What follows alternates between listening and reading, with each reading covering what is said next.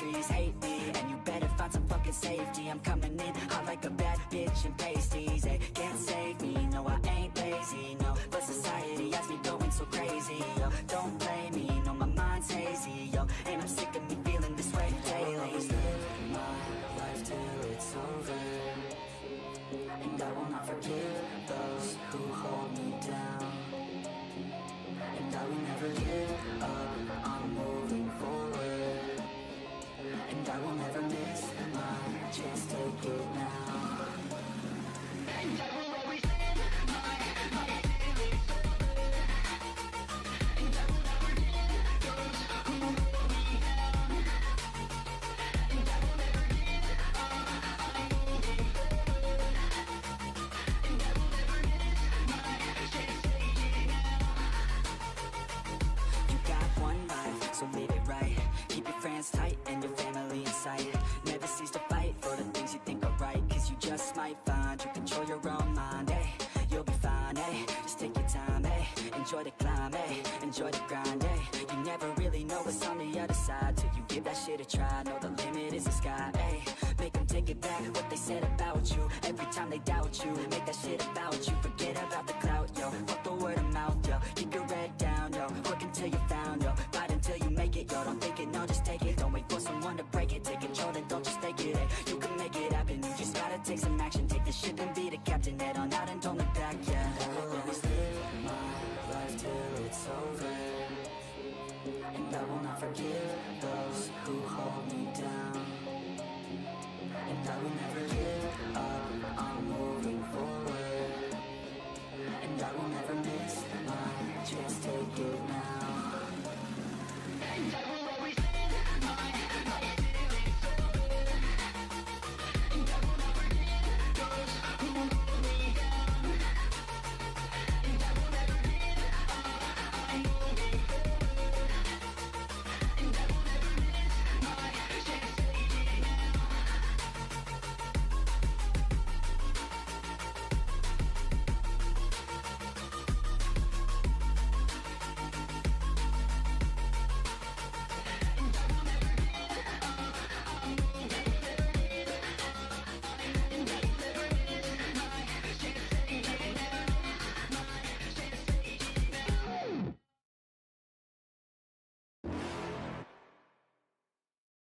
now. You're never gonna make it, you're not good enough. There's a million other people with the same stuff. You really think you're different, man, you must be kidding. Think you're gonna hit it, but you just don't get it. It's impossible, it's not probable, you're irresponsible. Too many obstacles, you gotta stop it, yo. You gotta take it slow, you can't be a pro, don't waste your time no more. Who the fuck are you to tell me what to do? I don't give a damn if you say you disapprove. I'm gonna make my move, I'm gonna make it soon. And I'll do it cause it's what I wanna fucking do. Cause all these opinions and all these positions, they come in millions, they blocking your vision. But no, you can't listen, that shit is all fiction. Cause you hold the power as long as you're driven. There's no way that you make it.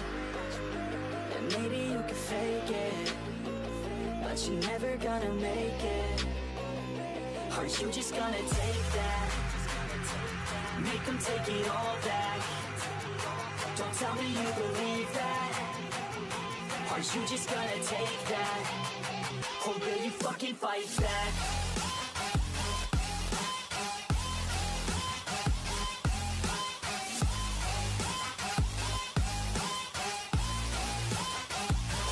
Fucking fight back.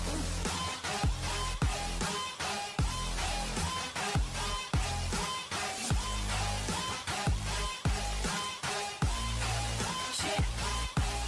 You ain't gonna make it, you ain't never ever gonna break it. You can never beat them and they're better than you face it. Thinking that they're giving them, you're not, think a straight kid. No, they don't give a damn, you got what I'm saying? I'm not fucking playing, I'll give it to you straight, man. There's too many others and you're not that great, man. Stop what you're saying, stop what you're making. Everybody here knows that you just faking. Nah, I don't wanna hear it anymore, I don't wanna hear it anymore. All these fucking thoughts, they are not what I need anymore. I'm about to shut the motherfucking door on all you poor ass haters with your heads in the clouds, talking out loud so proud. You better shut your goddamn mouth before I do more, speak out. It's about to head south. You're never gonna make it. There's no way that you make it. And maybe you can fake it, but you're never gonna make it. Are you just gonna take that? Make them take it all back. Don't tell me you believe that. Are you just gonna take that? Or will you fucking fight back?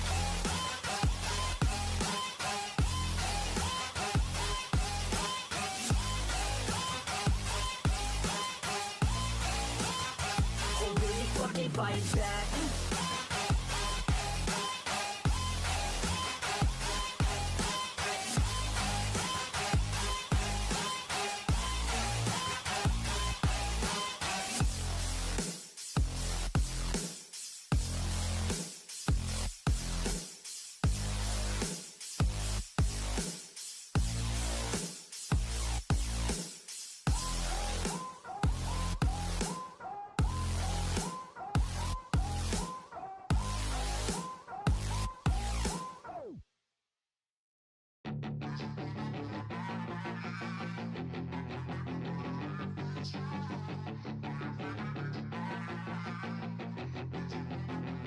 Yeah, she's got some nice long hair, and you know that she's a bad chick. All the boys stare, can't help it, it's a habit. Clothes that she wears, short skirt and a jacket. I just wanna get her all alone on a mattress. I just wanna have it, I just gotta have it. Rumors all around say her body is fantastic. All natural, not a piece of fur is plastic. Head to her toes, yeah, they say that she's a latch. Yeah, the whispers all around say she has a reputation. Don't believe it till I see it, so I want a demonstration. And I've always learned it better with a hands-on education. So I need a private session if you get what I am saying. And they say that she's not easy, no, she's really complicated. But that only makes it better, and it's got me so fixated. And I'm not the type to wait around, I've never hesitated. But she's got me captivated, so the game, I'm gonna play it, yeah.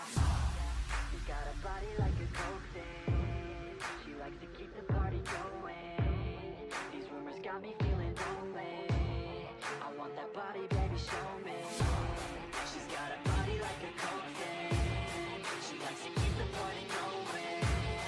These rumors got me feeling lonely. I want that body, baby, show me.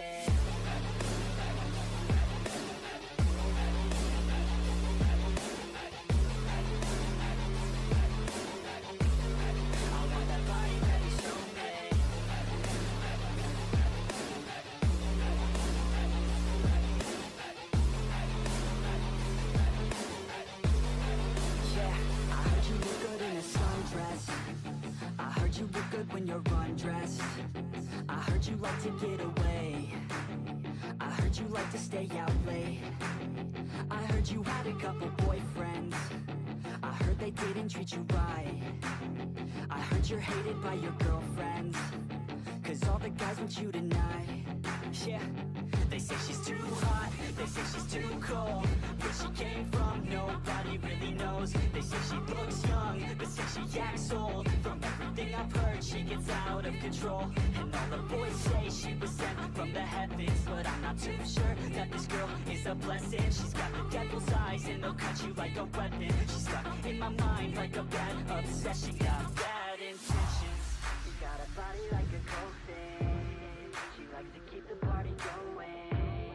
These rumors got me feeling lonely. I want that body, baby, show me. She's got a body like a coke thing. She likes to keep the party going.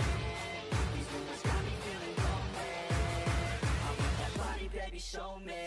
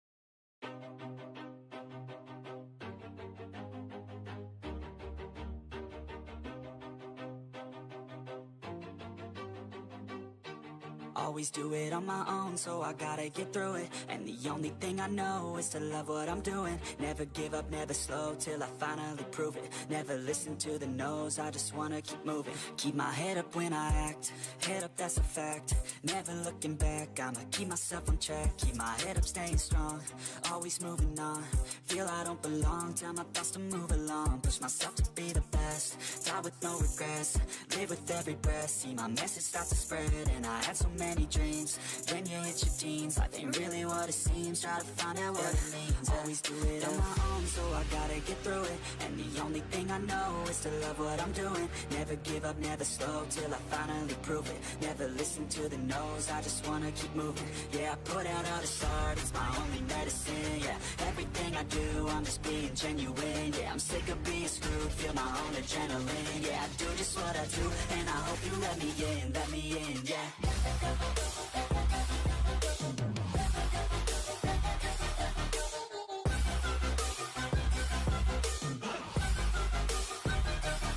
I'm grateful, oh yeah, able, oh yeah, I'm stable, oh yeah, no label, oh yeah, you know me, I have only a path, I'm lonely, but damn, I'm going to win. I don't want no fake love, I want the real stuff. Everybody listen up, cause I'll only say it once. I'm gonna show you all the path, if you want it bad. I'm gonna show you where it's at, yeah, how you can get it back. Yeah, cause I ain't never done, I'll be number one. Working hella hard until I get just what I want, yeah. Rises like the sun, yeah, fatal like a gun. Shooter's gonna shoot and I'm gonna shoot until I won, yeah. Always do it on my own, so I gotta get through it. And the only thing I know is to love what I'm doing. Never give up, never slow, till I finally prove it. Never listen to the no's, I just wanna keep moving. Yeah, I put out all this art, it's my only medicine. Yeah, everything I do, I'm just being genuine. Yeah, I'm sick of being screwed, feel my own adrenaline. Yeah, I do just what I do, and I hope you let me in, yeah.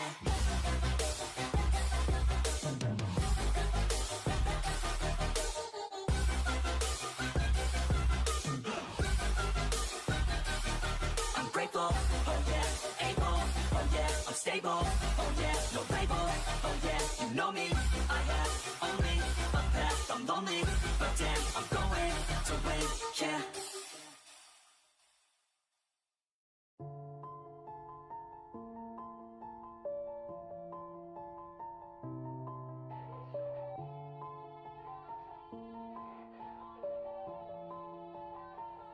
Yeah. Everybody knows that I'm breaking down. Everybody knows I ain't faking now. Everybody knows my heart's vacant now. Yeah, she hates me now. I made mistakes, but now I don't ever want to. Hello guys, welcome back to Moba Rising Game Season 2, the third position, best of 3, the red team versus blue team, the blue team, Eternal Arc, and the red team, Essendra. So we also have a giveaway here, so stay attached till the game finale. We will be having a giveaway, and if you are new to the channel, if you are old to the channel, please like the stream, share, and comment your thoughts about the gameplay. I'm your boy Axel, here to cast with amazing caster here, K. You'll be right back at the time. But yeah, let's continue our Crowned by game heaven's major drop mandate, pick. my legacy shall endure. Well, you know what, Axel? Nice meeting you, and thanks to you guys first for giving the opportunity to cast in the third place finals. It's gonna be happening at 9 p.m. But as of now, we are looking at the third place match, and I can already see Zacian being banned out. What are the thoughts about this? Exactly. Using is banned literally. It causes a lot of patience to the opponents, to the teams also with its ultimate, and yeah, with its AOE, and yeah, it also helps in team fight that They support call me a mage, hero but it because doesn't I have a saved my damage nation effect. from So falling yeah, that's apart. a good ban for them. Actually, that is a good ban, as you mentioned. But then again, Team Ace banning out that, YSS. YSS is, calmly rising up in this manner. Absolutely. And here goes the Uranus. As a matter of EXP, he goes with like they ban the EXP meta right these days, but probably they could ban something that is uh quite pick up in the tournaments.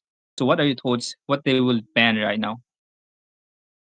Well, I kind of think like they should go for, you know, the chunky EXP bands. Lapu is open, Granger is open, and even YZ is open as well. And we can't forget Kimi and Farsa, so anything might get banned out. The fire of battle never Okay, Yeah, but extinguishes. but Marsha gets banned now. That's, pretty interesting ban, if I had to say. yeah. I have never seen a Masa ban before, but yeah, I think they don't want to give Masa or something like that.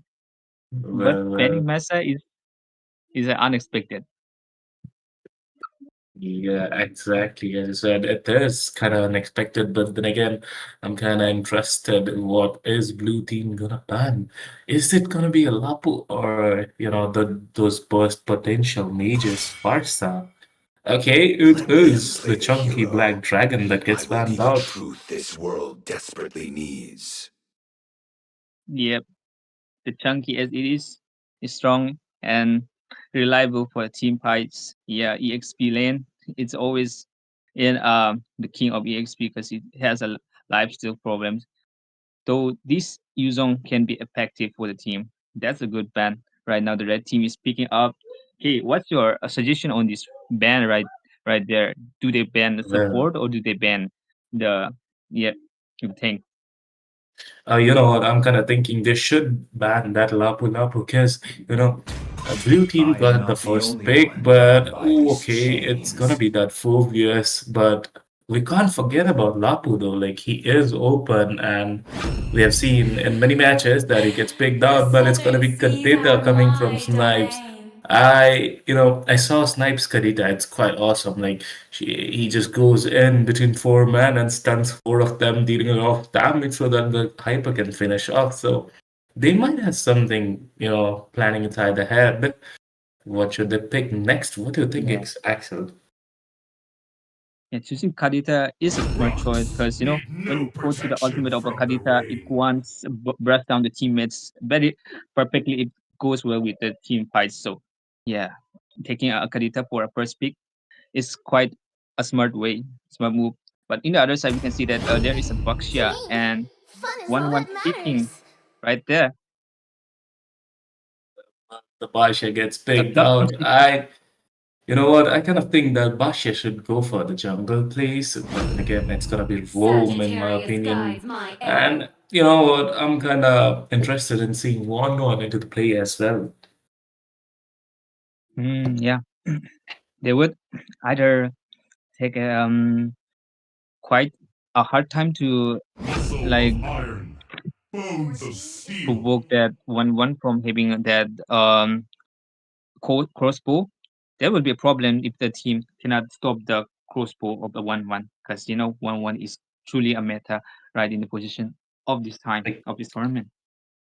exactly, exactly. One either gets banned out or picked, and Team ACE, they didn't, let the chance slide that they should go for the one and they went for it. But talking about Blue Team, their lineup also looks strong with Snipes with that Kadita and, those chunky Gator and the Damage Queen Irithel is onto their May team. you find tranquility in Your battles. team is banning. Exactly. There goes Badanks in the hands. So it might be quite hard for the team blue to take down, but yeah, they are also quite hard to take down. But the more Thorns remain Your should team has petals been banned. fall. Well, I guess you're facing some Payback internet issues, time. but we cannot let this slide. The Badang is onto the play, and Hands the up. blind lady gets taken Tiger. Your out team is as banning. well. When we are talking about these picks, two of the assassins get banned out. What are your thoughts about this, Axel?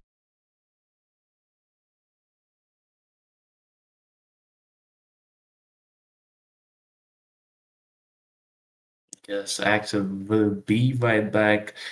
For now, I'll be taking on. I kind of think, you know what, team, these bands should be mainly focused on to the hyper potential, hyper and mages. Though they have banned out Farsightation, there are quite good mages open, and yep, as I was talking about, Kimi in the mid lane gets banned out by Team Blue, and we're officially into the second picking phase of this battle of three matches. In the meantime, people don't go anywhere. You know what? Do these three things that I'm telling you, like the stream, share it with your friends, and we all know that there are some giveaways going on. So don't forget to participate, and you'll be told how to participate in this. But then again, it's the first pick. Sorry, the first pick of the second picking phase from the red team. What are they gonna pick? Absolutely, K here, and honestly, a Novaria here for the AS Esports. Are we going to see a Novaria? The thing is, I think that his esports, right? They kind of are in a pickle right now. They are banning those hypers here, so they want their backline to be safe. And even after banning those dash in hypers here, they will go for a safe mage, a Novaria. It's quite hard to catch a Novaria. And are we gonna see a Franco hyper here? No, look at that. Link is still there. So yeah, the assassin paid like the Ace Esports, right? They kind of guessed it that an assassin is coming here. Make some real money. Well, as talking about Assassin, I can see a link being showed up by Team Blue. Are they going to just go for it, Team 3 Lark? Are they going to connect to the link? Because they are pretty sweet. They've got no variant, one. I mean, Link is the only one who can take them out, and now knows Joy. what it's gonna be. The dancing lady, Joy. The joy with the Franco there. So the thing is right now, the team Ace Esports, they cannot go for their hyper as well. Nothing like a high mobility, right? Because the Franco is there, right? And Franco will be saving his ult. And let's not forget Gatogacha and Kadita is there as well. So right now, Ethereal, they are looking strong, and Carlos are onto that joy, onto the last pick as well. So it was kind of like, I think, calculated here for the Ethereal, especially the thing is they wanted that assassin, they wanted that burst from the minute one. Like even if they look at the bans, right?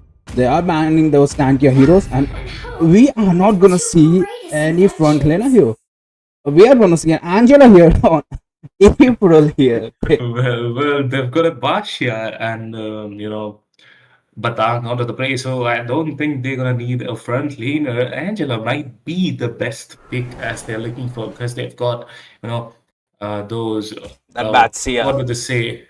Batsia and I mean, the Batang. junkiness is there, but still, the one and the Novaria can get easily taken down by the assassin.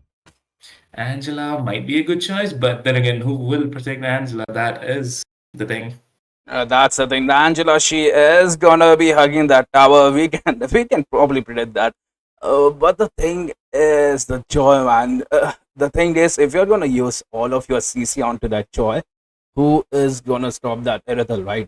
Because the Erythel is onto that sprint, so she will be all over the map. She will just run around and do that heavy crossbow damage onto you. And let's not forget K, right? The Erythel will shred you, will melt you into the late game here.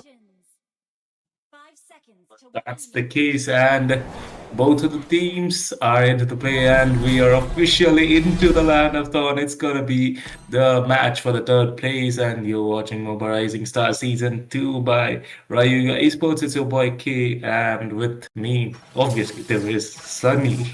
Thanks, K. And yeah, we will see a little bit skirmish onto the mid lane, but honestly, right now, Ace Esports with that Novaria pick, I kind of liking that bit because the survivability is there from the Novaria. She is taking that vision as well. But I think it is gonna be up to that Franco here. But look at the first blood already there. Gatogacha might be lagging there. We have to reach it. There was he lagging there.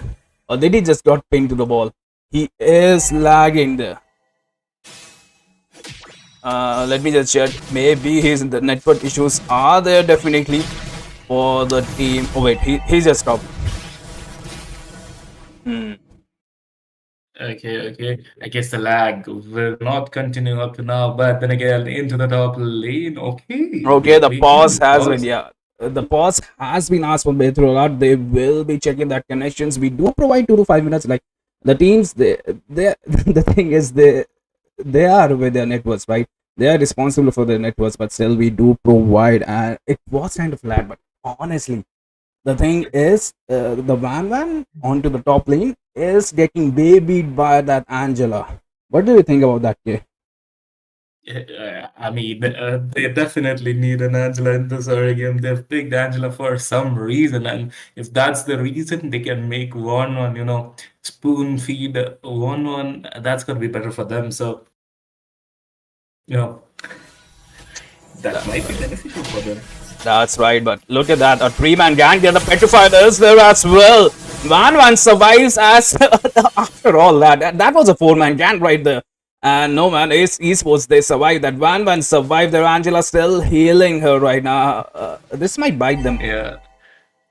This is what I was talking about, 1-1 getting saved by everyone. I mean, they definitely tried with a four-man gang, but then again, she survived, so that's, a better option for them. But then again, Turtle will be coming up in the next 5 seconds. It's 2 minutes into the game. Both the teams, they are playing it quite It will safe, be. but then again, Bats in the here. game, But no man, they are surviving by one slither of HP. They're both the teams when Snipes here. And look at that passive. She is already onto the full HP. But right now, Ace Esports, they're looking good to take that turtle by Badan. Trying to zone out, trying to provide that vision. He is not level 4 here.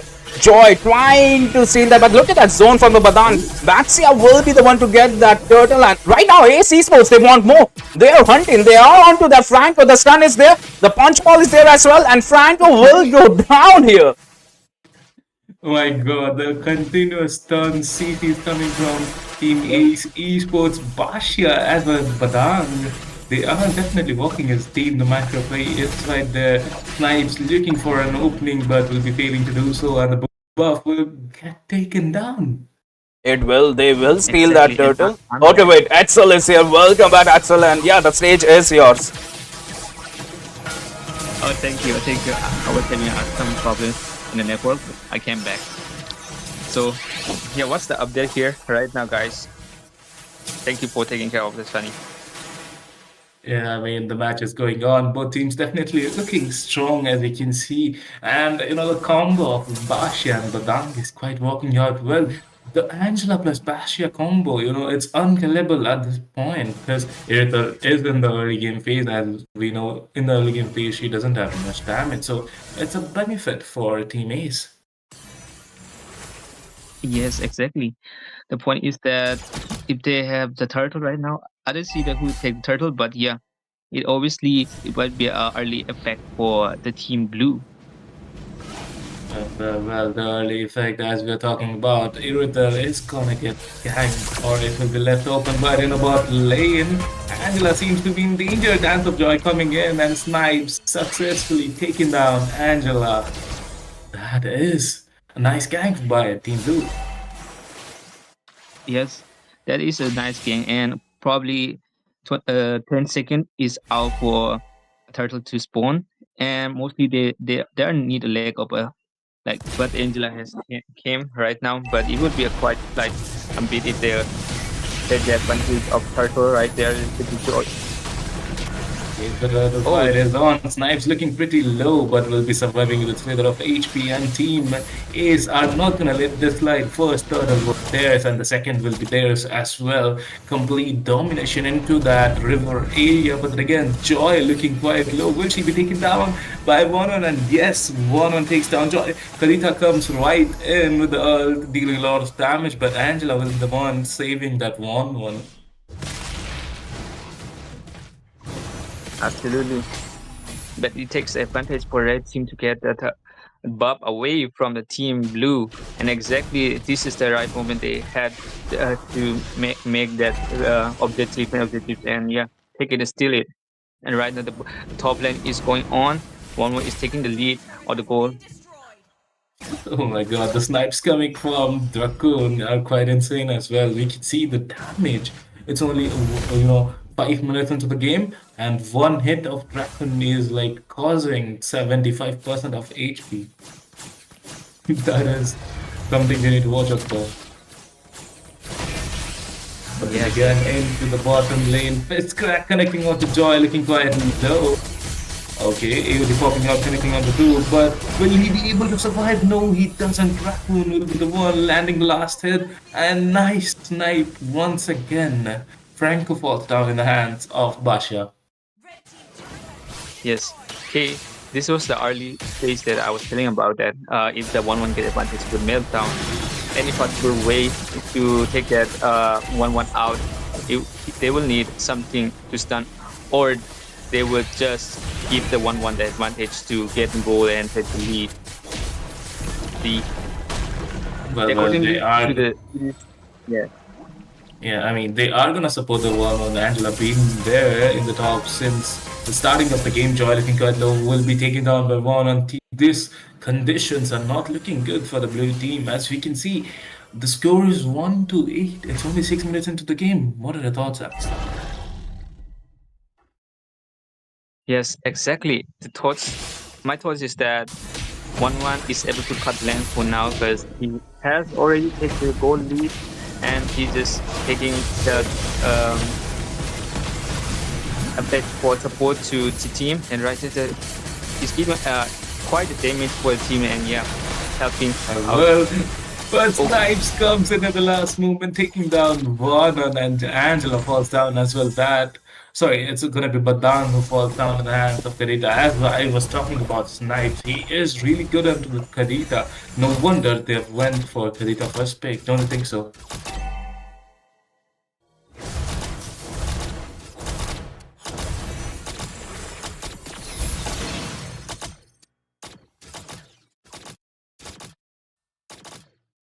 Okay, with this, the third turtle is up, and Kadita Snipes is looking out for that one opening to take down that one. That's cushy in Bavaria, but once again, no contest in the river area, and the turtle falls in the hands of Basha. Don't you think, Axel, that they are just giving away free turtles and free farm to Team Ace? Absolutely, They might be. yeah, Axel is here as well. That was a third turtle, and Ace Esports they got the third turtle without any contest. They're way behind in gold as well here, 3K. We are talking about the goal lead, it's not much, but then again, the damage coming from one is quite insane. Snipes again gets taken down, though he is the one who's dealing a lot of damage, but you know what? There is no support from his team. I'll say Franco is absolutely doing nothing.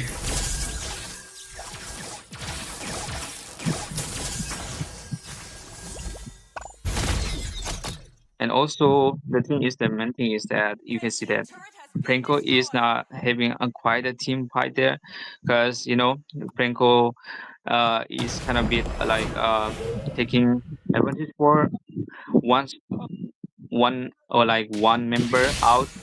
It just didn't fit for a team fight like that, and yeah, back to back with Kazukacha there. Irritel is there, but still they need advantage of gold lead, but they have to be maintaining that security about to how to take the objectives, because the Baksha is taking all the objectives and the room is getting smaller.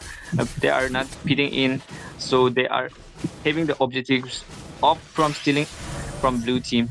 That's a quite cut down for our goal. Yeah, as you said, the objectives are getting taken down, and I can't see why Joy went for that Holy Crystal as the first pick, but then again, it's done. And we just have to wait and watch what he is going to be able to do as of now. Yep, as I was talking about, Holy Crystal, the second item is going to cost a lot. I guess if it was some other item, it could have done, a better job.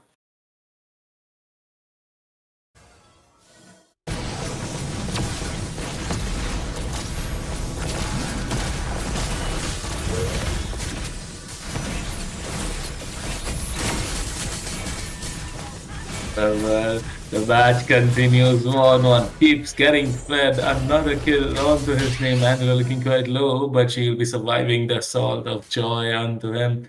But you know what? Team Ace, they are doing absolutely anything. Another flick of Fiskra comes in, but it's gonna be the Badangs, but Angela comes right in the movement to give the support. But Snipes will be the one landing the final blow onto the Badang.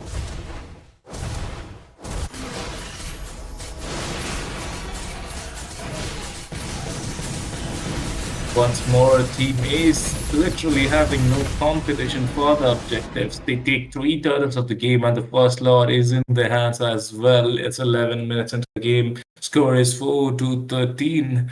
Things are looking quite dicey for Team Blue, as Team Ace are completely dominating this match, don't you think, Sunny? Absolutely. They have the Lord, right? And at the same time, they have that 6 kill lead here. They just killed that Joy as well. So no retribution, no damage to that Lord as well. They don't have the icons here, but look at that. Team Ethereal Art, they will be trying to mold down that Lord way too early. They want to protect their turrets, and this might be bad here because they are way too engaging. Look at the Badana, perfect, beautiful all there. Super Zen goes down here, and they are on to that Ethereal. They need to protect the towers of Franco. Like you said, right, the Franco is not providing any zoning out, any benefits right now, but look at that, the ult of Angela is there as well. They drop the middle lane turrets, they don't have the minions, but it's always the second batch of minions, right?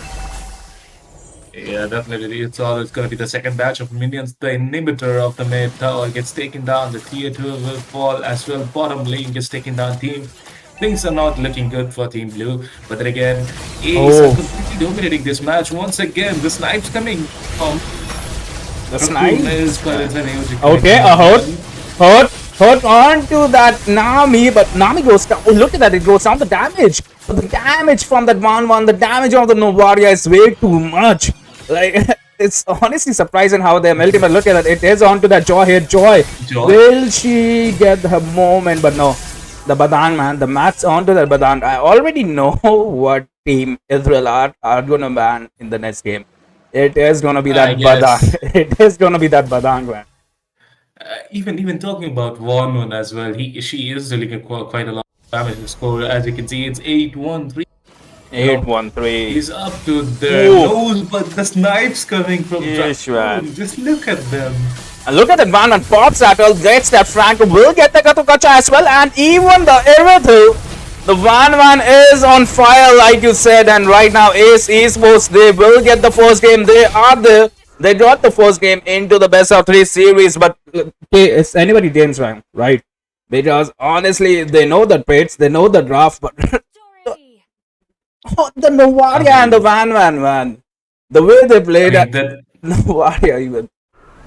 Yeah, the snipes are quite insane. Like, I don't even know how you're guessing that Kadika will be right there. The perfect snipes coming from him. And you know what? I definitely think that they deserve this victory. Team Ace, nice job. But then again, Team Blue, can they make a comeback? That is the question. That is the question. And let us just proceed with the match as well. We will be right back into the drafting phase as well. The thing is, Ace Esports, they have the lead here. So this might be a do and die situation at the moment for Ethereal Art. Well, they need to do something, something to get back onto the feed, get that victory back and make the score even. But as you said, we're going to be taking a short break. Don't go anywhere, people. Grab some snacks and wait for the second match. Also, don't miss out the finals today. It's going to be happening right at 9 p.m. La vida es un La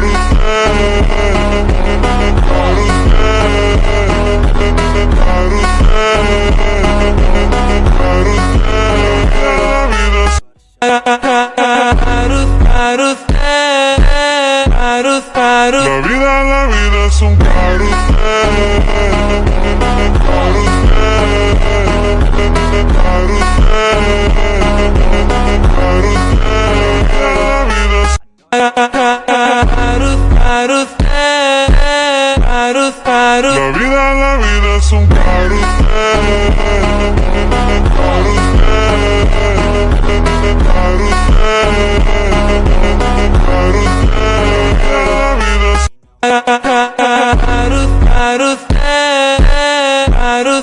La vida es un carrusel.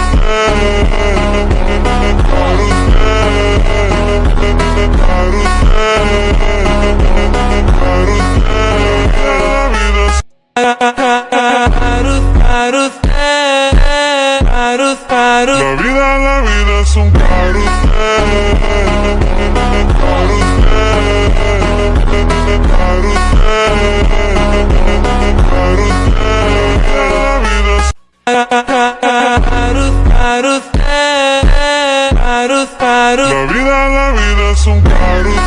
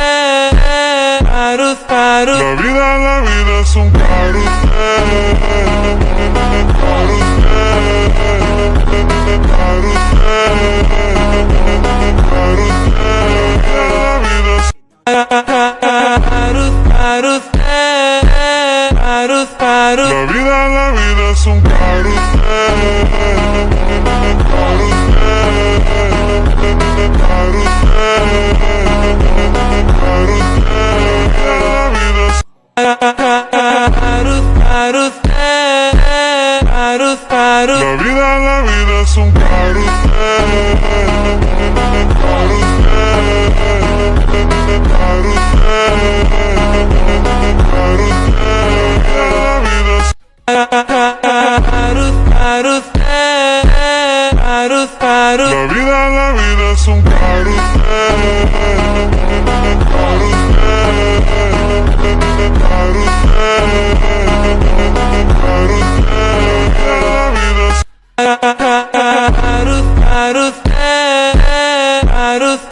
la vida es un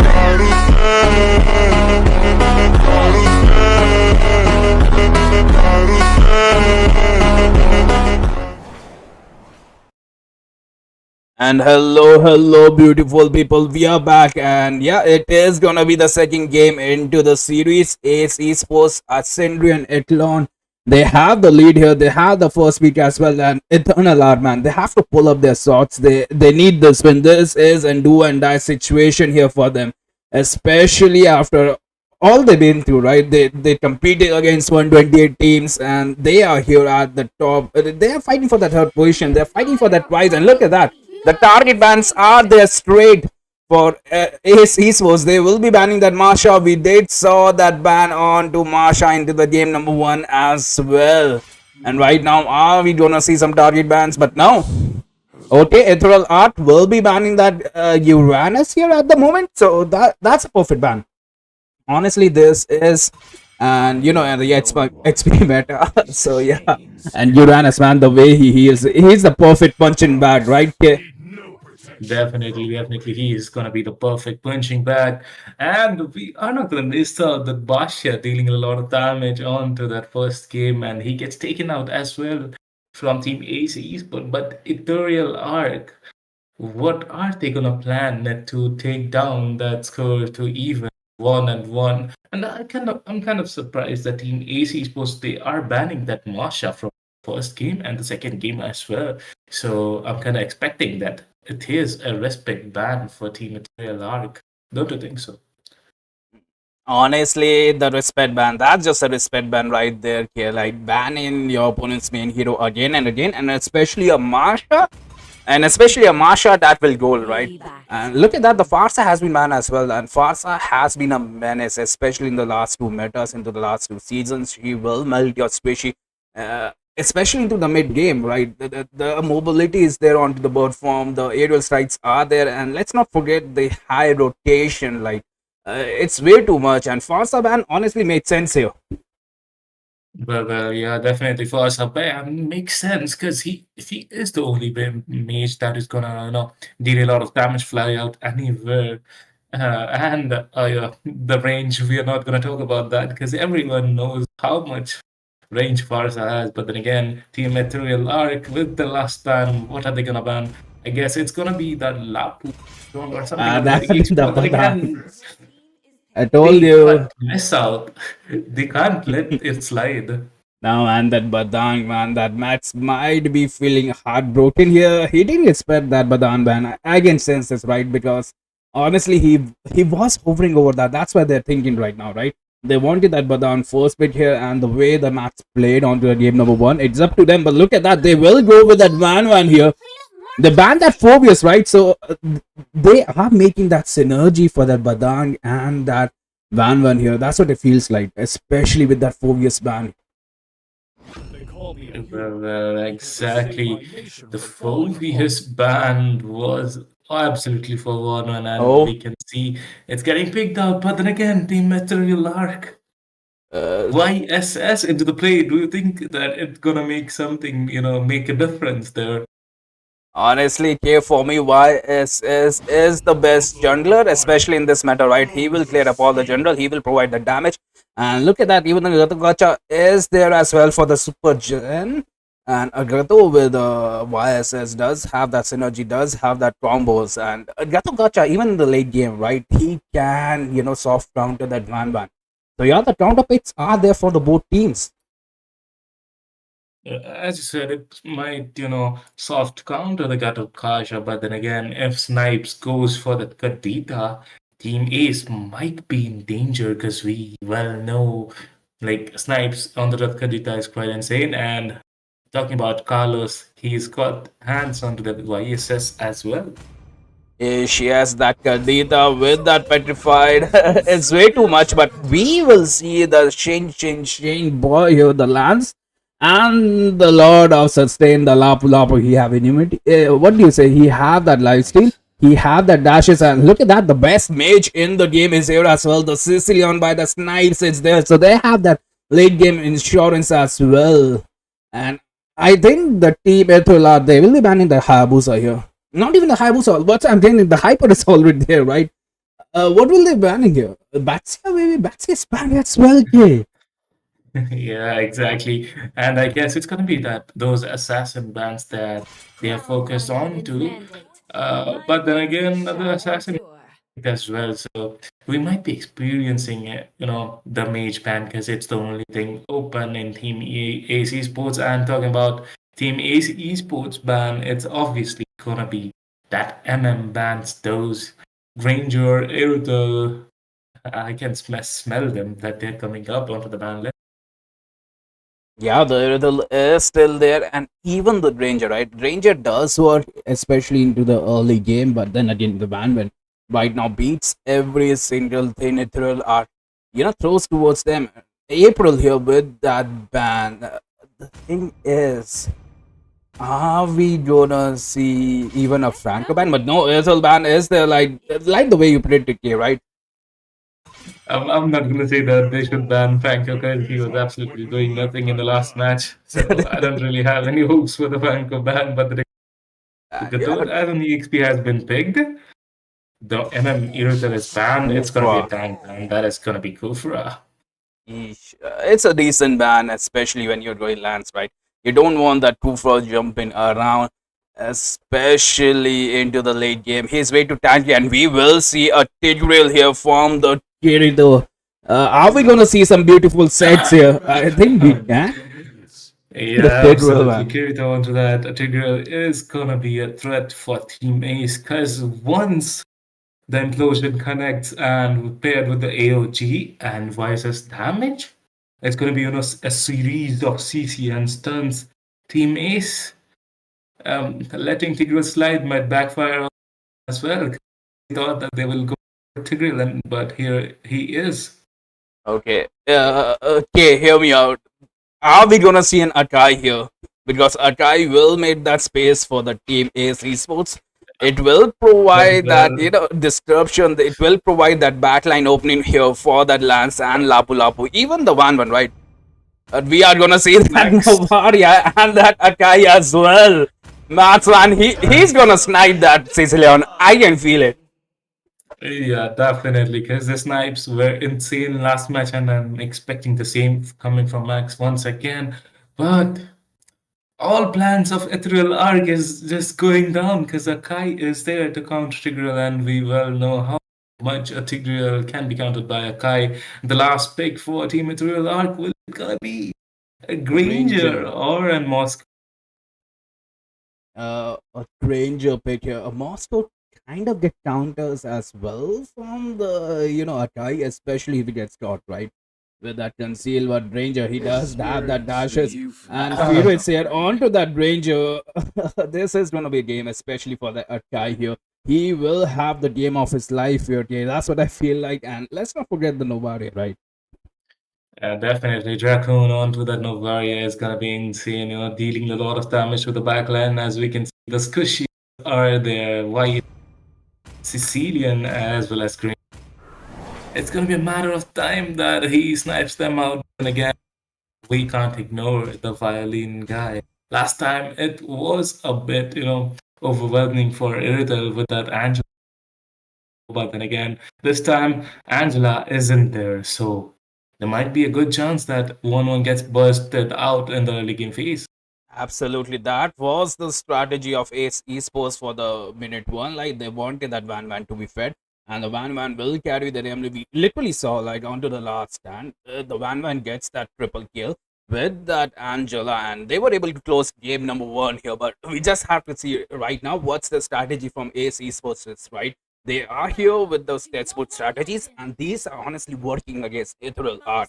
And they do have that burst damage as well, right? Ethereal Art, they have that Sicilian, they have that, what do you say, YSS, even the Granger, they will melt every single thing.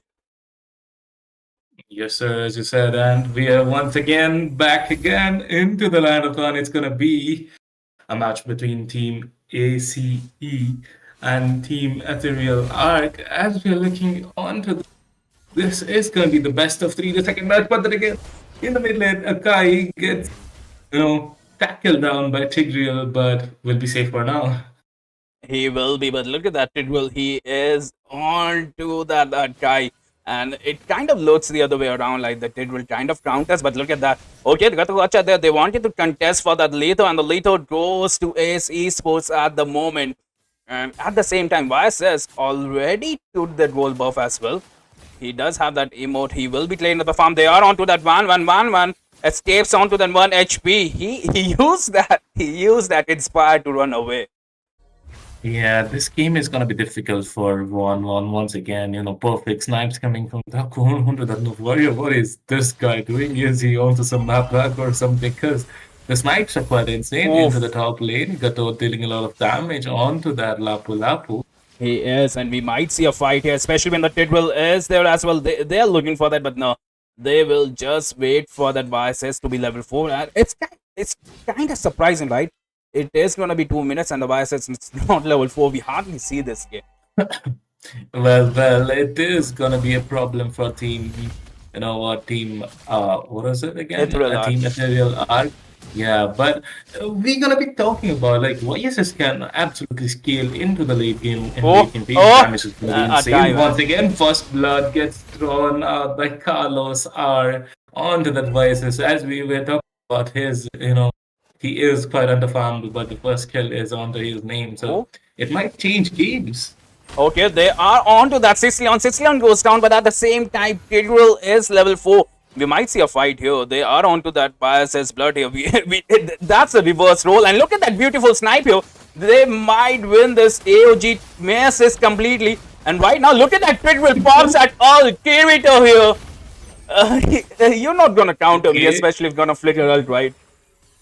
Yeah, I'm gonna definitely count him because Kirito, he came out from nowhere with that implosion. He was able to zone out, the tankiest member of Team Ace, and this turtle is quite open for Team Ethereal Arc, and they are not gonna let it slide. Once again, they're in danger. Will they come in it?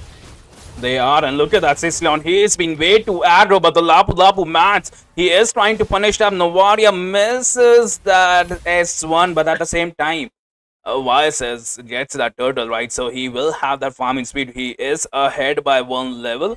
And at the same time, the Van is kind of getting, harassed here by that Furious onto that Ranger. This is what I was talking about. Without an Angela, 1-1 is going to face a lot of trouble onto the bot lane because it's going to be Ferrix onto that Granger. The Rhapsody and the Sonata will be dealing a lot of damage, and 1-1 as we all very the early game phase. I mean, she can get taken Oh, down easily, but Akai the taking out vision. for an opening. Okay, the Yeah, the vision vision from is the YSS is definitely is there. there. But in the Oh, top lane, Lapu Lapu gets ganked by 4 of the members and will taken down by YSS. Another kill. Carlos are. sad man, the XP laners, man. He got 3 ulted right there. Nobody can survive that, especially if you got that Tidril ult onto that get the Kacha. And before that, the one sells you, right? There's nothing you can do, but at the same time, the thing is, Ascendra, AS Okay. Esports, right? They failed to gank onto that Ranger here. They are planning to gank it, but no. I think they will miss that as well. Kato is here, man. You cannot counter me, Kato here. I'm loving his confidence, Yeah. man. Definitely, you cannot never counter Tigreal out because it's a matter of time. He will drop the implosion onto 3 to 4 members and the game is over. And Kirito is definitely doing that. It's scary, when Tigreal is coming in front of you. You know Yeah. when it's going to be the ult. Absolutely, and they are providing that vision onto that lance here, even the Sicilian man. Oh, look at that snipe. The prediction was there, but the thing is, Ithrolat, they are adapting to that Novaria. It feels like they are thinking they are thinking 2 steps ahead, and the turtle is here as well. The lance will compete for that after taking that blue, but will it be late? Because look at that zoning, look at the field in there. It's a 5-man onto the turtle, and I think the AS Esports, they realize that, and they will be pushing the turrets here. Okay. Yeah, definitely that is a bad choice. But the clash between the mid laners is quite insane. I mean, types he's definitely doing a lot onto that Kadita pick. But then again, it's gonna be Sicilian, and he is doing quite well. It's over that carelessness. But then again, Dracoon and Snipes they're having a fair match. Okay, a Good. guy pops that and right now they don't have anything to counter that Tidwell, and Tidwell might be able to look at the man onto that bar sets, gets that but failed to pop that because the damage is way too much. That's a level 10 wire sets. He will melt to, but no Varia, man, providing that perfect vision into that bush, chipping away the damage onto that ranger. He even invested that ult, so they will get marked up. They will have that hit rate area way too much. Lapu Lapu onto the backline. He can jump, but no. Definitely. Team But then Miracle, again, they want to push the bottom lane here, okay?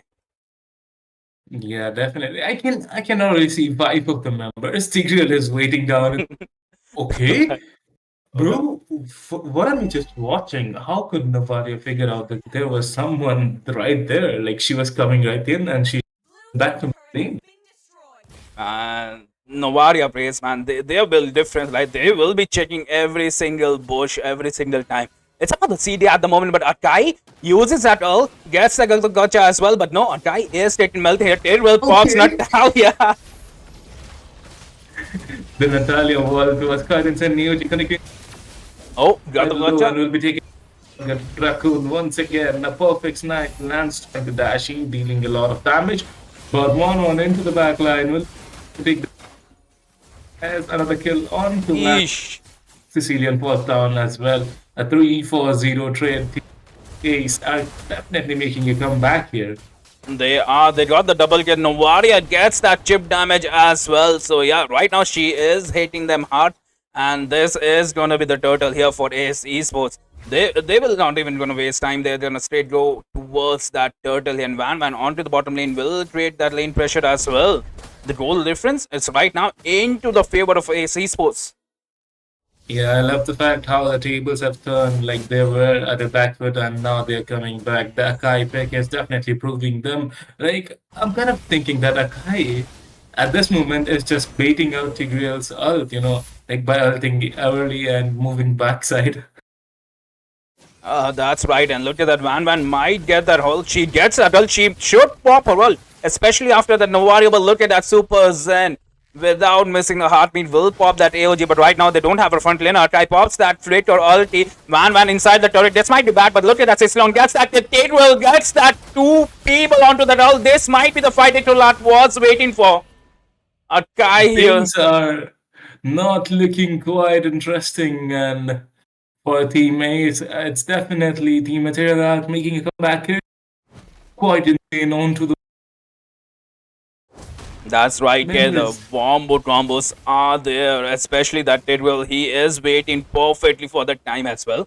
Like the Akai invested that ult and the Tidwell knew Like, I just have to go to the backline and support is going to be there. They will get the turrets as well. So the goal difference, like just a minute ago, it was into the favor of AC Sports, but right now it is out to the favor of Aether a lot.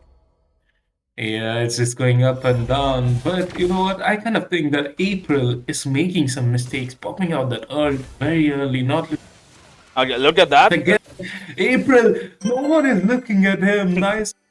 But look at that. They are here. They are finally here. And Felix gets that kill onto that Akai. Like, he had that one vision and he got that. He got that goal. He got that vision. I mean, he was like, Pinned if I'm against the going wall. down, I'm taking down with. That's what happened when you pin someone against a wall, right? For the 7 seconds. We're not gonna talk about that as well. But once again, Ooh. Double kill here. She can get that triple kill as well. She is on to that Van, but no, Novaria fails to hit that. You cannot expect to hit every single shot, but look at that Van. She was hiding there. And right now, this is perfect for ACE Esports. They will get the Lord here, and the Dinosaur will be marching for them, and this might be the danger sign here for Ethrolart. Okay. what is going on? Like, both of the teams are committing to some small mistakes and they are paying the price for it. The score is 7-7. Both of them are looking equal footed, but Team Ace will definitely have the advantage of Lord Ferrex. Danger and taken down by 1-1. And look at that Tigreal. He's way too into the enemy territory. No, man, the Van. They needed to ban that Van. It feels like. Yeah, definitely. The one should have been banned. They overlooked Team Ethereal Arc is definitely they were chopped off. Oof, Van. Inside the turrets, Lancelot. Okay, the taunt is there. The Lancelot still manages to survive here, but look at that. The Lord is here. Ethereal Art, will they be managed to survive the Ranger? He is doing some match damage as well, so the late game is here. They have the melting heroes, right? They have the burst heroes. They just need to hold on for the next 3 minutes. That's what it feels like, right? Yeah, definitely. They are committing to small mistakes and they're paying the price for it. Like, Ferrex is getting out from the teammates and the price by Kirito and Ferrex, both of them, they need to play it safe. Though they have the chance that Kirito can ult, but we can never forget April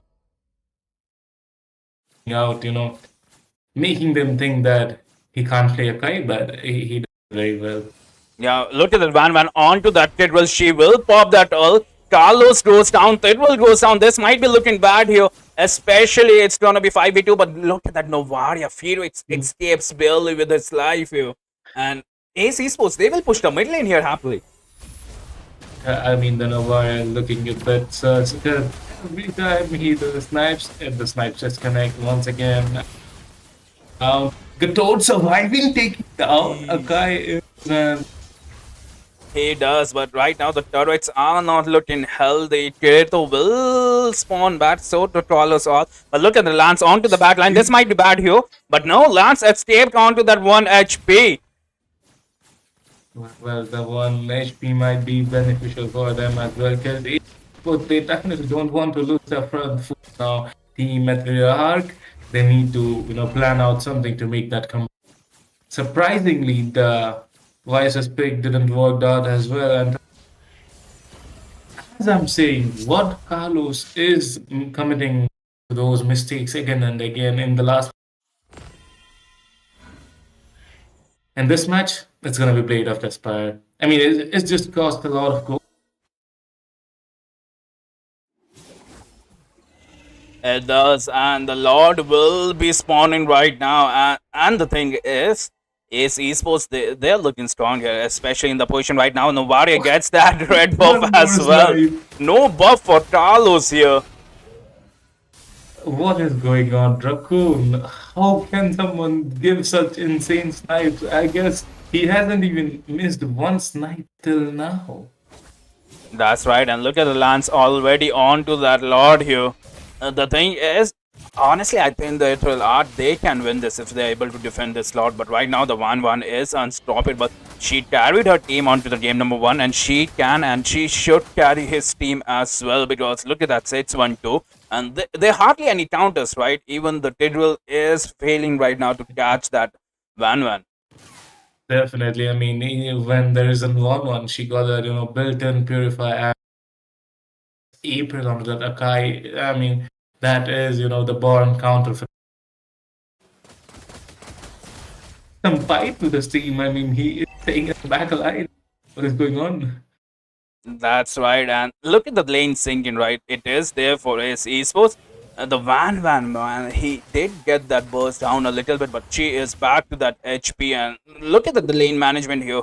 Is there the Ace Esports? They realize they need to end the game right now, and they will be sinking the lane. They will be doing that final push here, but Ethereal Art will be able to defend that Van onto that 1 HP. It will gets that Lance, but the Lance survives onto that 1 HP as well. Akai onto the backline. AOG misses. They need to get this Lord here. They need to melt the Lord. The team Ace Esports, they are onto that low HP. They cannot push this. And Ethereal Light survives another day. Yes, sir. I think Ethereal Art knows that this is their chance, and they are definitely playing well. We can see damage coming in from YSS. But one more gets in, takes that kill on the Super Zen. Gatot will fall down the soft counter. Counter gets countered once again. Once again, look at that mid lane turret, man. He is onto that 1 HP, and they are able to defend that Lord with that 1 HP as well. That's way too experienced here for the Ethereal Art. And even the Van man, she is trying to push hard. The Sicilian trying to provide that damage. And onto the mid lane is there. Akai goes down. This might be bad here. Lapu gets that turret. But right now, Lapu will get that YSS's field side. But no. YSS survives onto the 1 HP. Another turret goes down here, Kay. Definitely, both of the teams. I kind of think the team Ace Esports, they are not very much patient onto the players. They are just back to base once again. But talking about Ethereal Arc, doing it pretty, calm gameplay. They are, and even the Sicilian man, he is on to those only 2 items at 16 minutes. It's a little sad, but they are on to that Novaria. Finally gets taken out, so no more railer side. Even the one man can go down. Wind of Nature is there as well. Sicilian uses that flicker, but this might be good here, especially when the Lord is there, right? The Novaria vision won't be there. The Lance can get out here as well. He's been ready here. The taunt is there, but now he escapes. And look at that Van onto that Rose Door. So she needs that survivability right now. And will Ethereal push for the slot because they have the advantage right now, okay? Yeah, definitely. They should go for this lot. I mean, the goal lead is only 4K. But the thing is, the main Raccoon is down for Team Ace. And Team Ethereal, they are going to commit the plans. Is just, sing, and take down the kill. But Lapu off the position right there. They are, and right now, Atai can go down. He is helping 4 people get to the wall, but Atai should go down. He goes down at the moment. The Novaria hits that skill onto that biceps. Even the Lance goes down. The Van pops that ult, but Wind is there as well. Gacha uses that AOG. So 240 tricks, and Ethereal, they are looking good here, okay? They are definitely looking good. Look at that Gato, that escape for using that ult. Not missed. Is there and YSS, Granger, all the DPS heroes are hurting and they are into the game. YSS and CC, they are the damage dealers. They are Milton right now, Ace Esports, and right now they will get this lot as well. Sadly, it's not a level. Oh, look at Novaria! Novaria, the good, gets that lot as well. Man, Team Ace with an ace performance. Dracoon absolutely nutty onto that. That situation just got way worse here for the Ethereal, man. There was this light, and that Novaria, man, just sniped that light as well here. Yeah, crushing down the hopes of Ethereal. The Lord is. Honestly, Ethereal lane are gonna be, singed, and Ace Esports is on to massacre once again.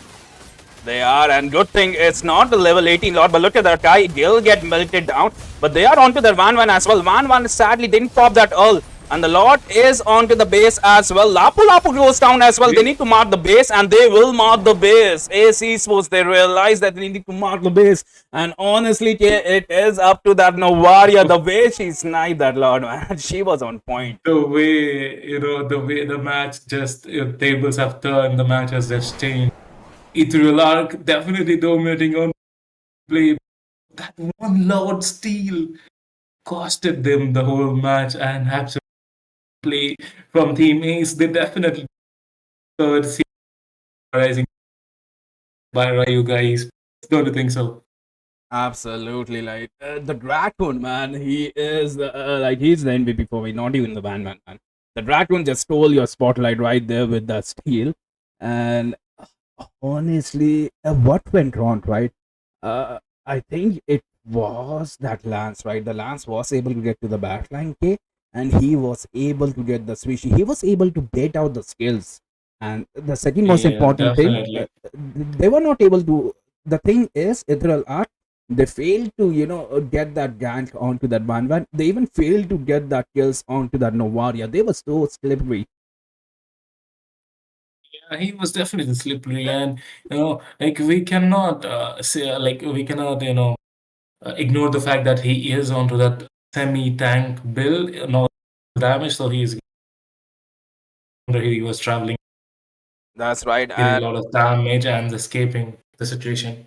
absolutely, look at that. The brute force breastplate is there. Even that Queen Winds is there. So yeah, the tankiness was there, and there was no hard CC, right? The typical CC was there, but then again, the Lanceman, he does have that two skills at the moment. Even that guy, man, he tried his best. He was there. He was baiting out the skills as well. The way he ulted 4-man as well was beautiful, and I think with that, yeah, we will be taking a break. We will be right back with the grand finales, and yeah, congratulations Ace Esports at Central Echelon, I think, for the third position in Moba Rising Stars and Ethereal R, man. What a journey you guys have, and honestly, I am gonna give you guys a free entry onto the next tournament as well. Just reach me out, just reach anybody onto the Esports. We want you guys to improve, man. What a beautiful match that was as well.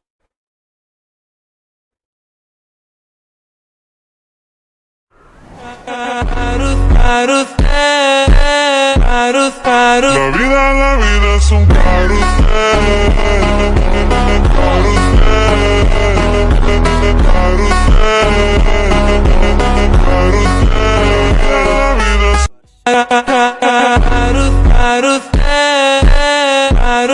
La vida es un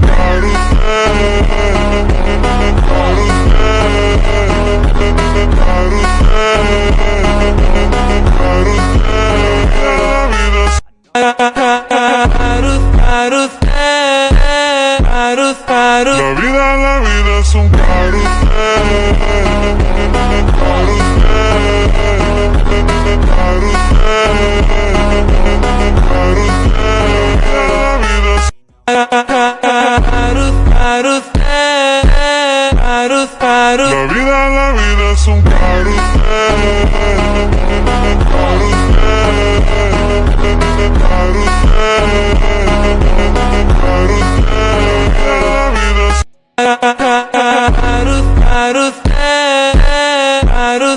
La vida es un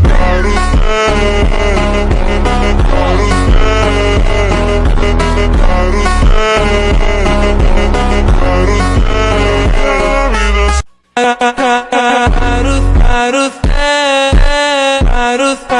vida es un La vida es un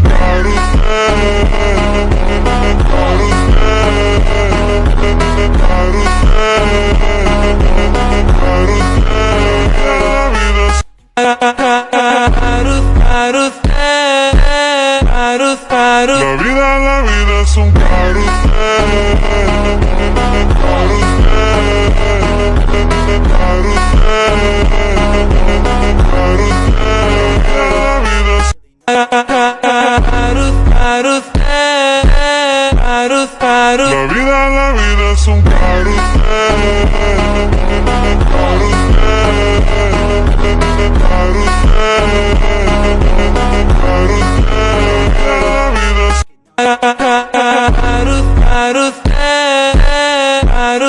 La vida es un la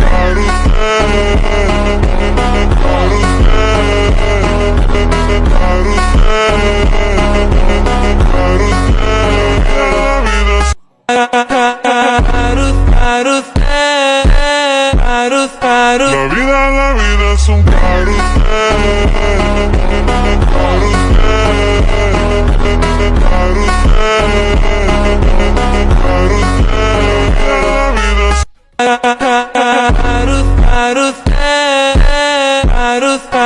vida es un la vida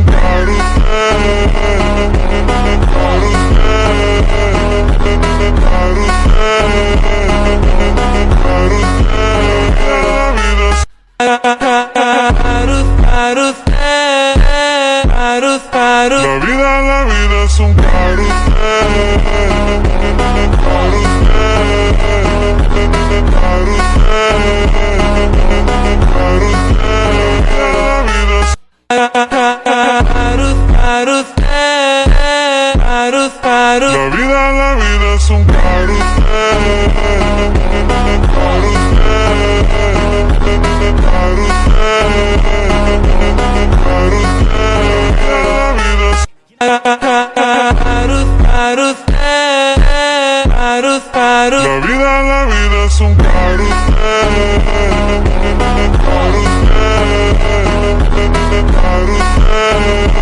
vida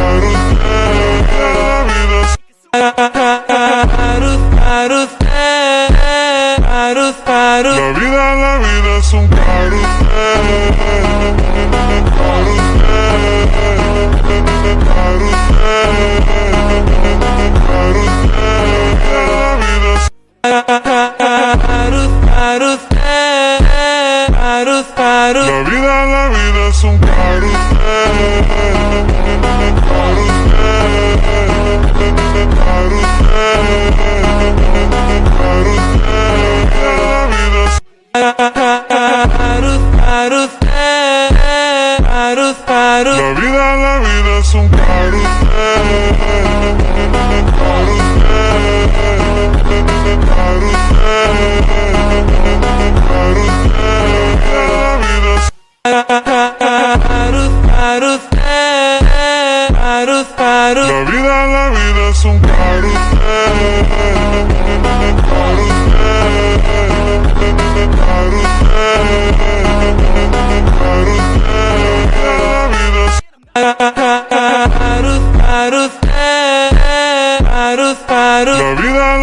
es un la vida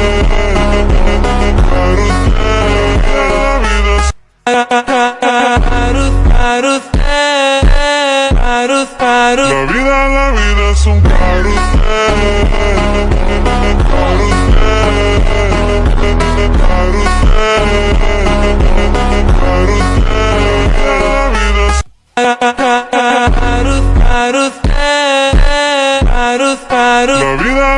es un la vida es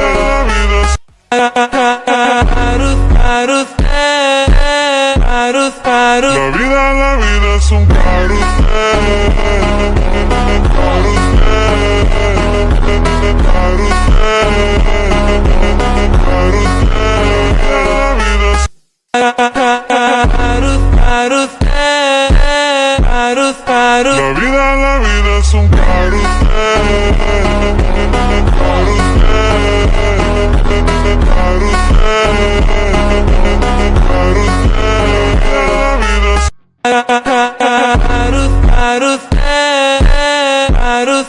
la vida es un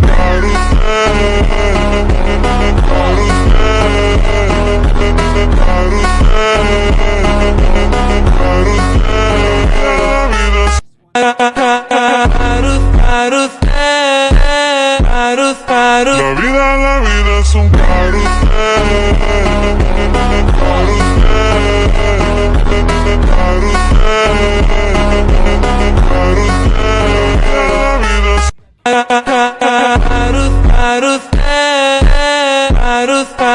vida es un carrusel.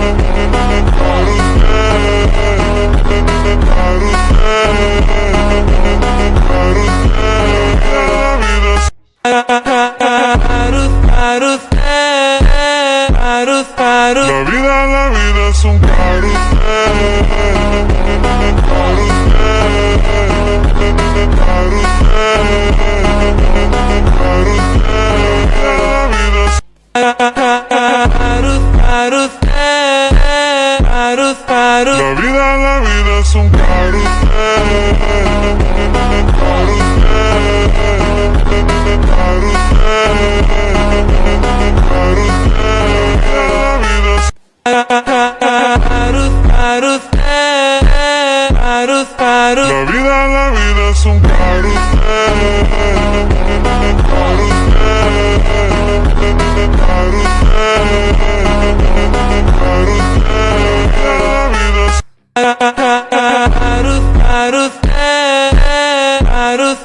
vida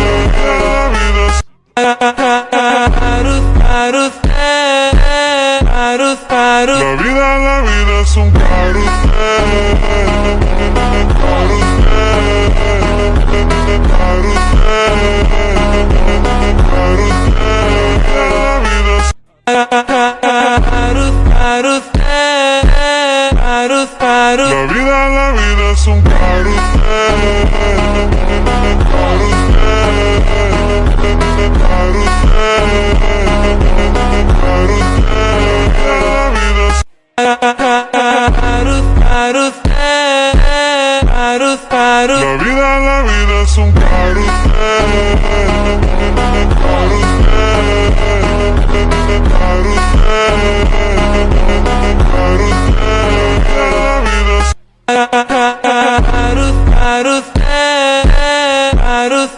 La vida es un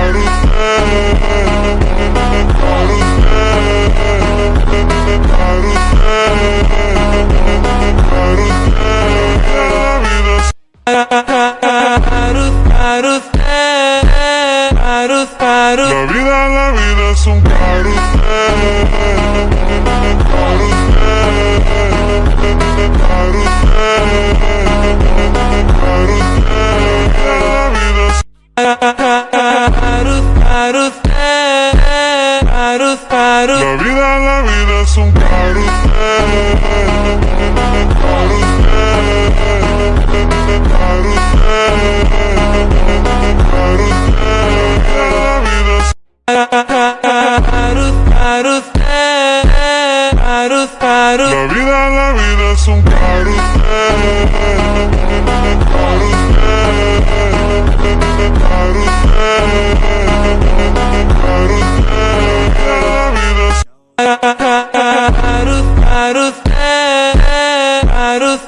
La vida es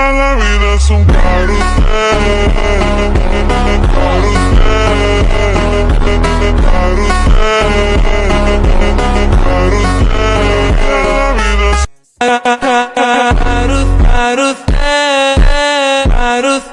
La vida es un La vida es un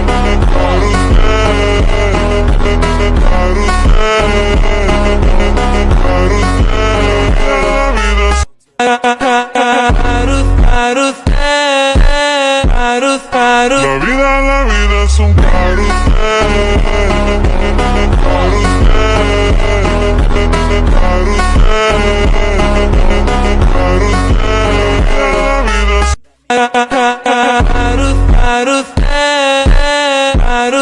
La vida es un La vida es un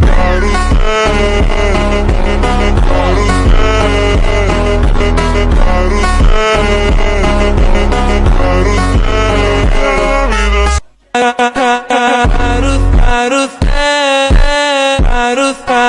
vida es un carrusel.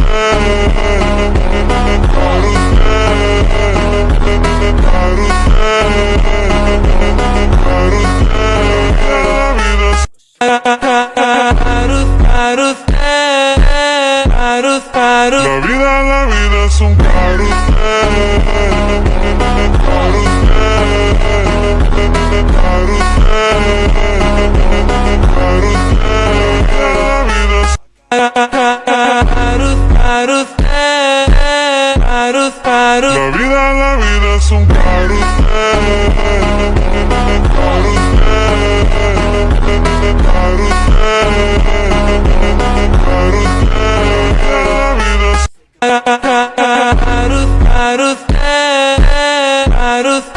vida es un La vida es un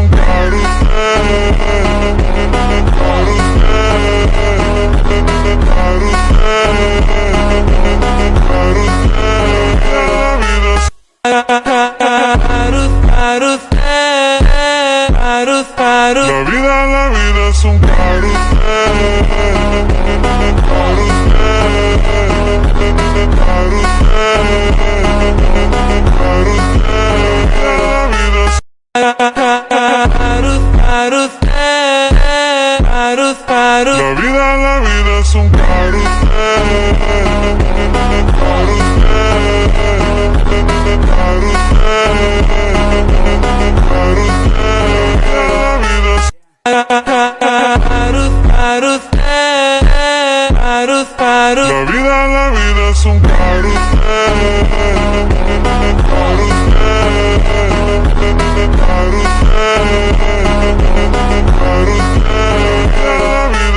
La vida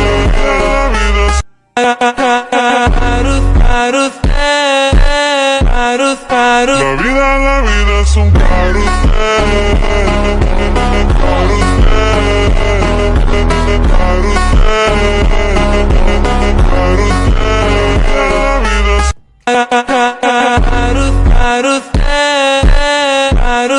vida es un La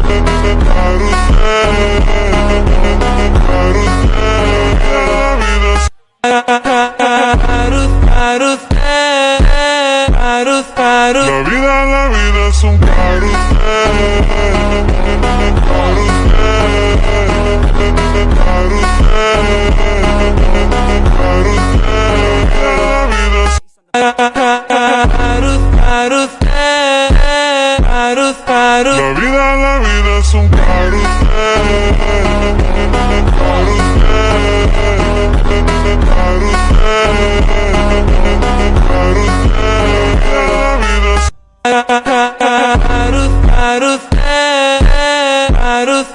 La vida es un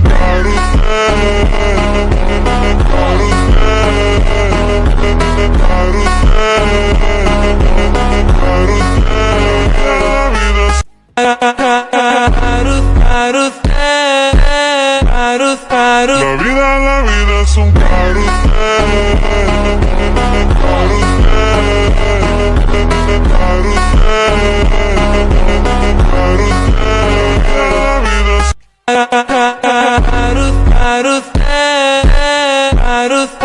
La vida es un La vida es un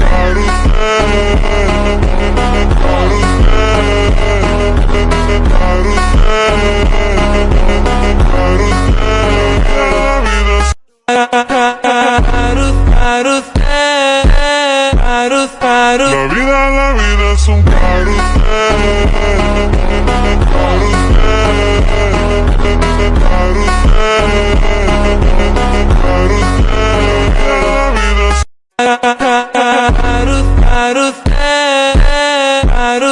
La vida es un La vida es un La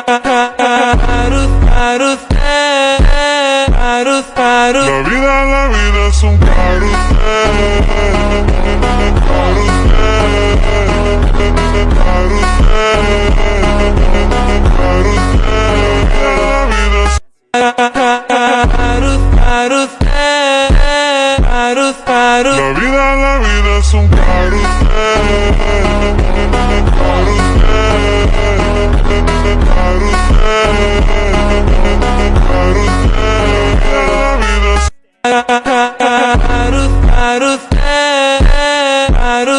La vida es un La vida es un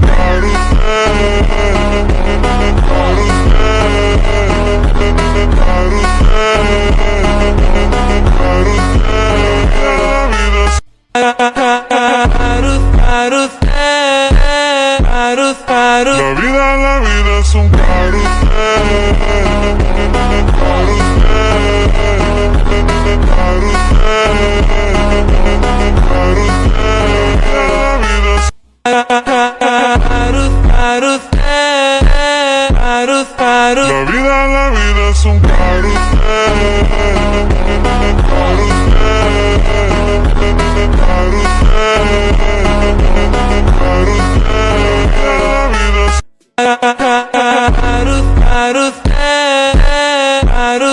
La vida es un La vida es un La vida es un La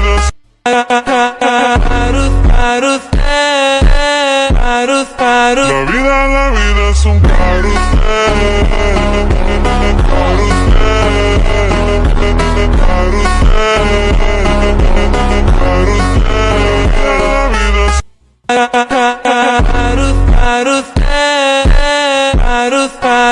vida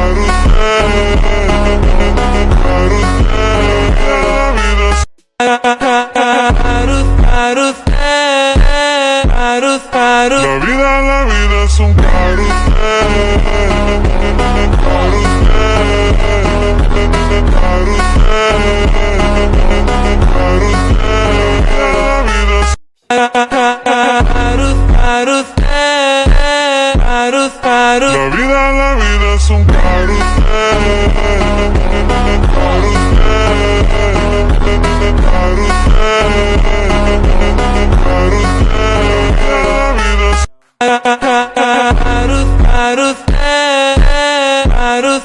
La vida es un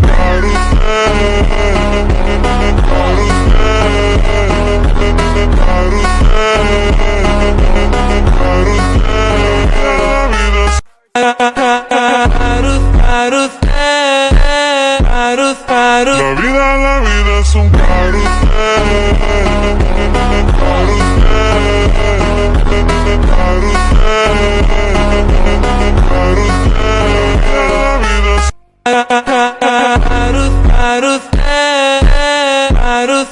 La vida es un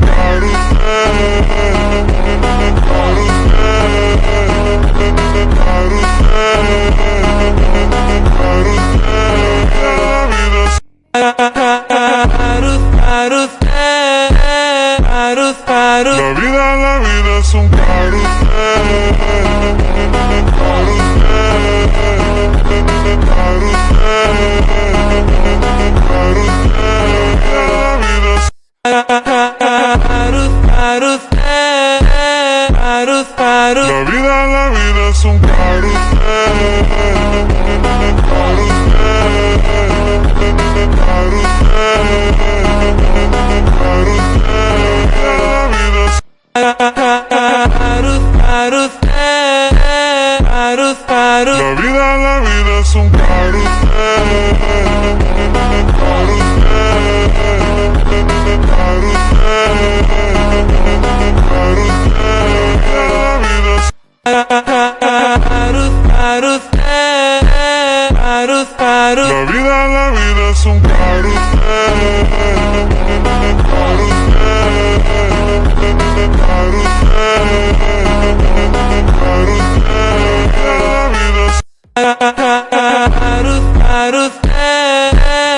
La vida es un carrusel.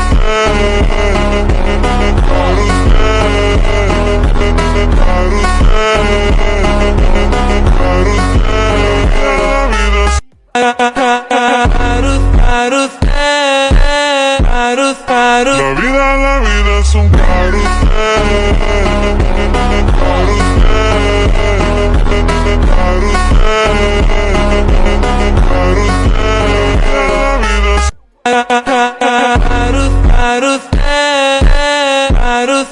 La vida es un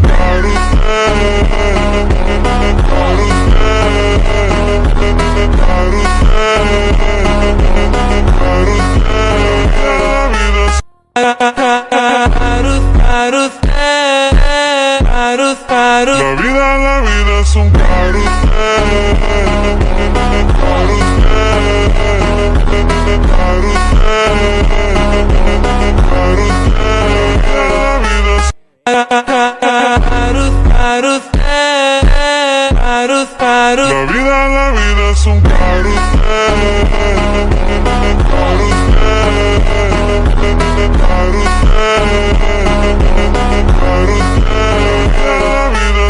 La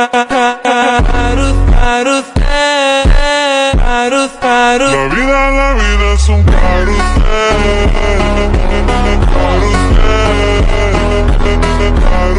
La vida es un La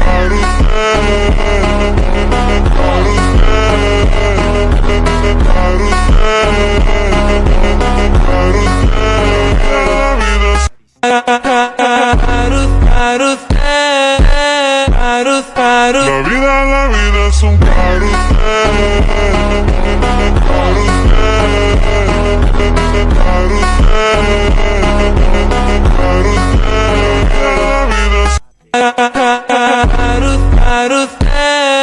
es un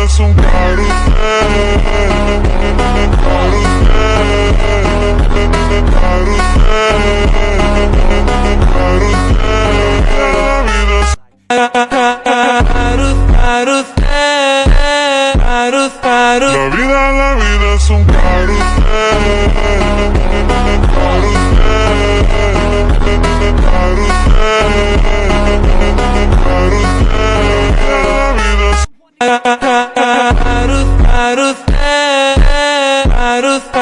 vida es un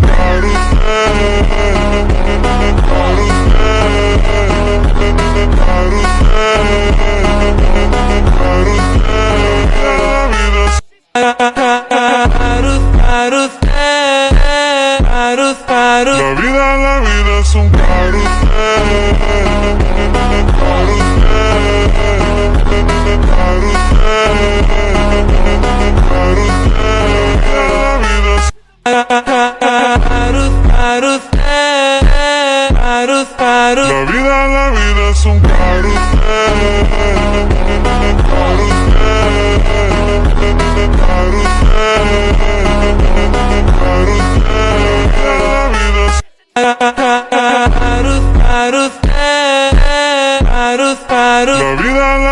un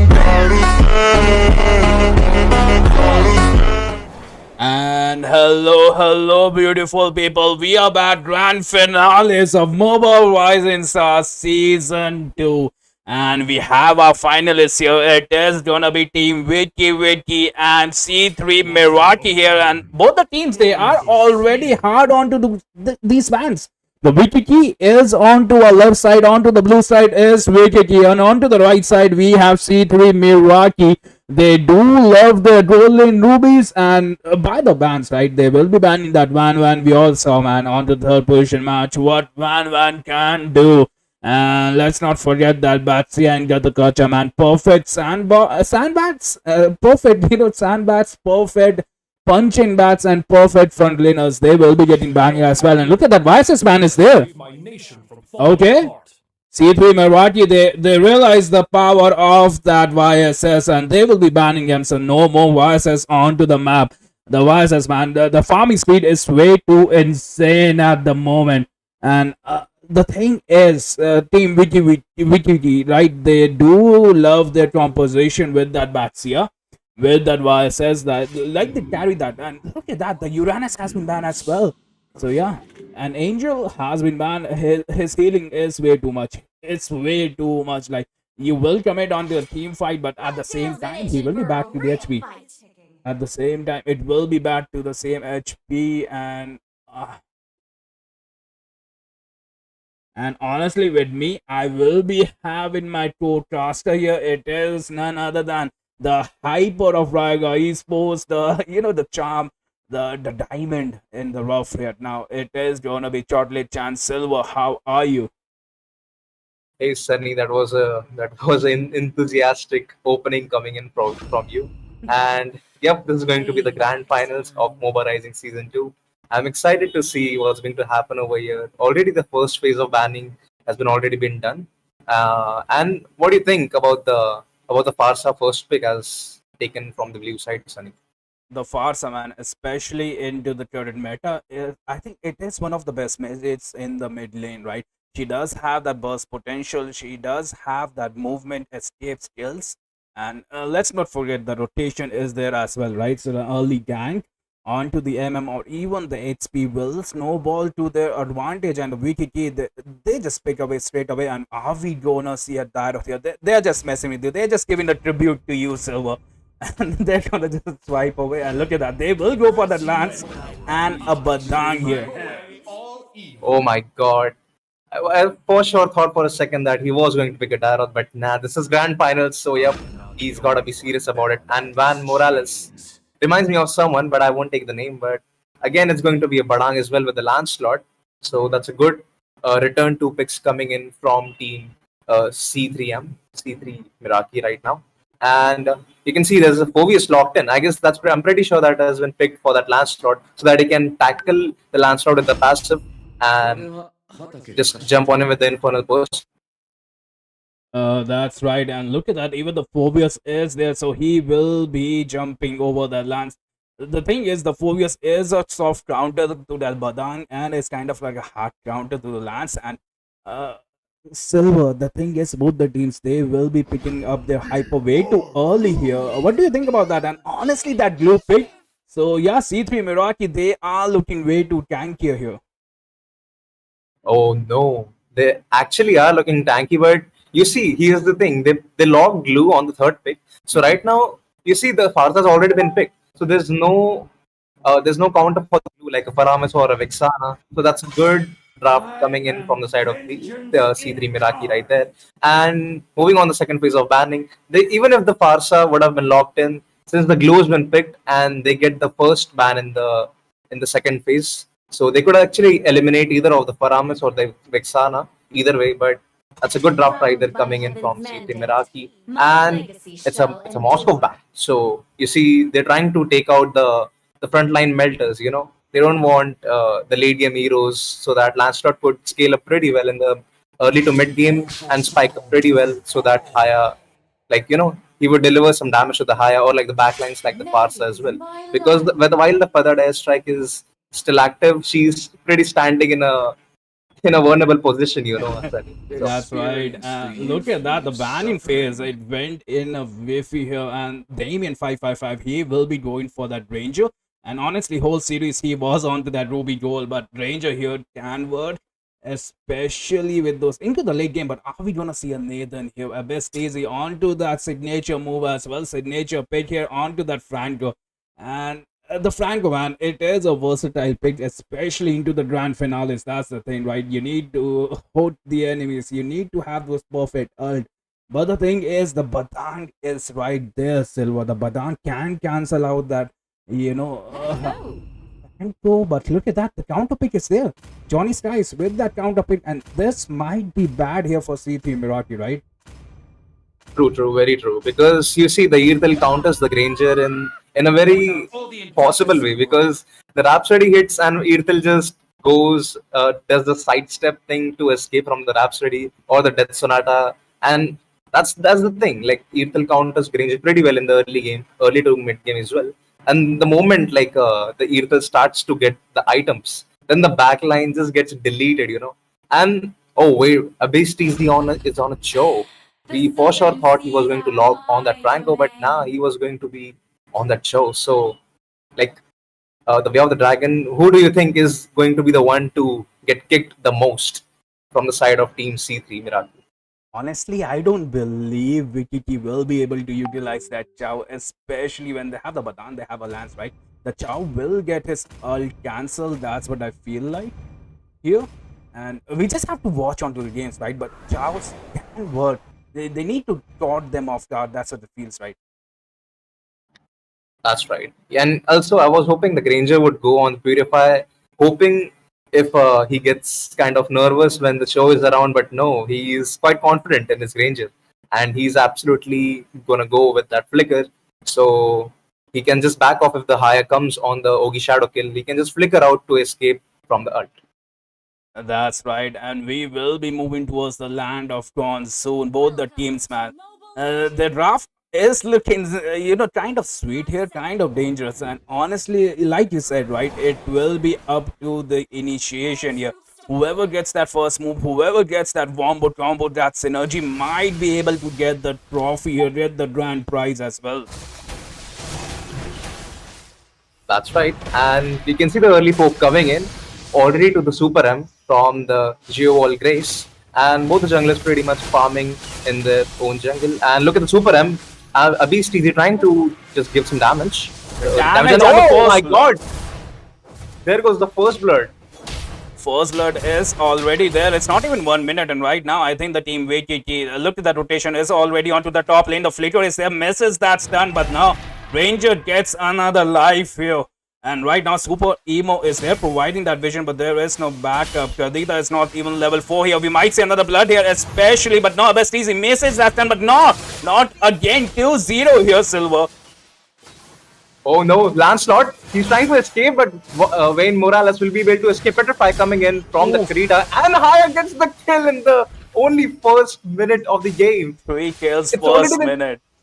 It's already been 3 kills coming in from WIKIKI. The team WIKIKI, man, they're way too ahead, especially with the 3 kills. The goal difference is already 1k, and the thing is, they got the Lance, right? The Lancelot, the Sir Lancelot is dead, and the thing is, when you hyper slice, right, it's way too disastrous for a team. But right now, team C3 Meraki, they are going for a gank onto that Notorious. It is going to be stunned there. The wombo combo, will it connect? That's the thing. But it is a Phobius, right? The Phobius should sustain. But look at that. The Chow is there. The Chow was there to sustain, and it might be a failed gank here. And it is indeed a failed gank towards the Notorious. But actually, the thing is, the Vengeance was baited out for the Turtle, and he's not level 4. So the Farsa and the Phobius will get level 4 in this current wave. And I feel like the Lancelot, he's already been lacking behind in the farm compared to the Hayabusa. He's already been taking all the jungle. And look, you can just take a look, like they're taking the position pretty well for the first turtle fight. The Notorious trying to just dig out the vision of that Lancelot, and some early skirmishes coming in towards the Notorious. But you can see the split coming in from that glue, just glides him towards the team, and oh my god, the Phobius low and dies over there. The Phobius goes down, and right now C3 Meraki, they are looking good for the Turtle. Lance already onto that Turtle. Hayabusa onto the bad foot here. Look at it, Luke zoning out that Farsa. He used that split as well. Lance gets that Turtle, and they are onto the offensive here. C3 Meraki will get another kill here onto that Farsa. Farsa stays onto the one skill, but look at that. She will get that kill onto that Zenny here. They might have lost the Turtle, but they got a positive trade-off, especially when they are ahead by 3 kills at the moment, Silver. Oh my god, they already managed to get the Turtle and 1 kill. So right now, oh, look at the Hayabusa. They're trying to steal that Litho. but unfortunately failed to. And the thing, Zenny, he was just going on the back lines, the Parsa, then the Cho, and like the Notorious almost got killed as well there. So right now you can see the gold diff. It's not much. It's pretty much only 1k in the favor of the WIKIKI right now. And Lancelot, he's just going back to his own jungle. And the Granger, the good thing is the Granger is farming pretty well. Even if his team, they must have lost their lives at least once, but I'm pretty sure he's farming quite well. And okay, Hayabusa spots him out right there. That's right. And honestly, the thing is, Team WIKIKI, they need to gan that Ranger, right? Because the Ranger is kind of harassing that turtle onto the top lane, but we can see a fight here. Blue can go down. Look at that Phobius. The split is there. Will it connect? But no. Hayabusa onto the back line here. Kadita pops that ult. And right now, sheesh, man, he gets that blue buff. The fast hand was there, but Phobius, he wants to contest for this fight. At the moment, Lancelot onto that Chow as well. But look at that Phobius. Flying Phobius is there. He will harass that super emo and he wants more. But right now, Kadita goes down. Hayabusa uses that shadow kill, gets that Kadita as well. And at the same time, Phobius, he wants more. He wants more. He is onto that Sir Lancelot. Lancelot, this is not a fight you want to take, especially against a Phobius that is kind of fed. That is kind of, manhandling your team at the moment. But oh my god, look at the position of the Parsa, and the further airstrike almost was going to get the kill on the Veil Morales, but the lethal ignition almost got the kill but couldn't get it. That was a good try coming in for the Parsa, and you can already see the rotation coming in for the second turtle fight right there. Abyss TZ trying to get out the vision of the backlines. The Karita already been clearing the way for there's no pressure, and the Damien, he's pulling out the turtle and giving some damage right there. Sir Meowington, let's see if he gets the turtle right there, and the Damien gets the turtle right there, and the Way of the Dragon comes in, and I'm Super M just trying to dish out some damage right there as well, and Damien gets the kill towards that Abyss TZ, just flickers out, and the further airstrike just trying to give some damage right there. Then he seems to be in trouble, but Split is not there to save him this time. Wayne Morales just going to go back right there, and the Sir Meowington, he was going to steal the red buff, but I'm not Notorious, he just dives inside the turret. Will he be able to get the kill? But no. Oh man, the Phobius, man. The thing is, Silver, look at a shadow kill onto that Kadita. Hayabusa, man, using that mobility, gets that kill. And right now, Silver, the thing is, C3 Meraki, they need an answer for that Phobius at the moment. And the thing is, WIKIKI, they are pushing the mid lane here. They are again contesting. The aerial strikes are there as well, but gets that Farsa kill, but mid lane turret will fall. The blue can fall as well. Look at that Phobius, man, the way he is flying all over the map, and Lance, man, he is doing the right thing. He is pushing the side lanes, but right now the danger is coming towards him.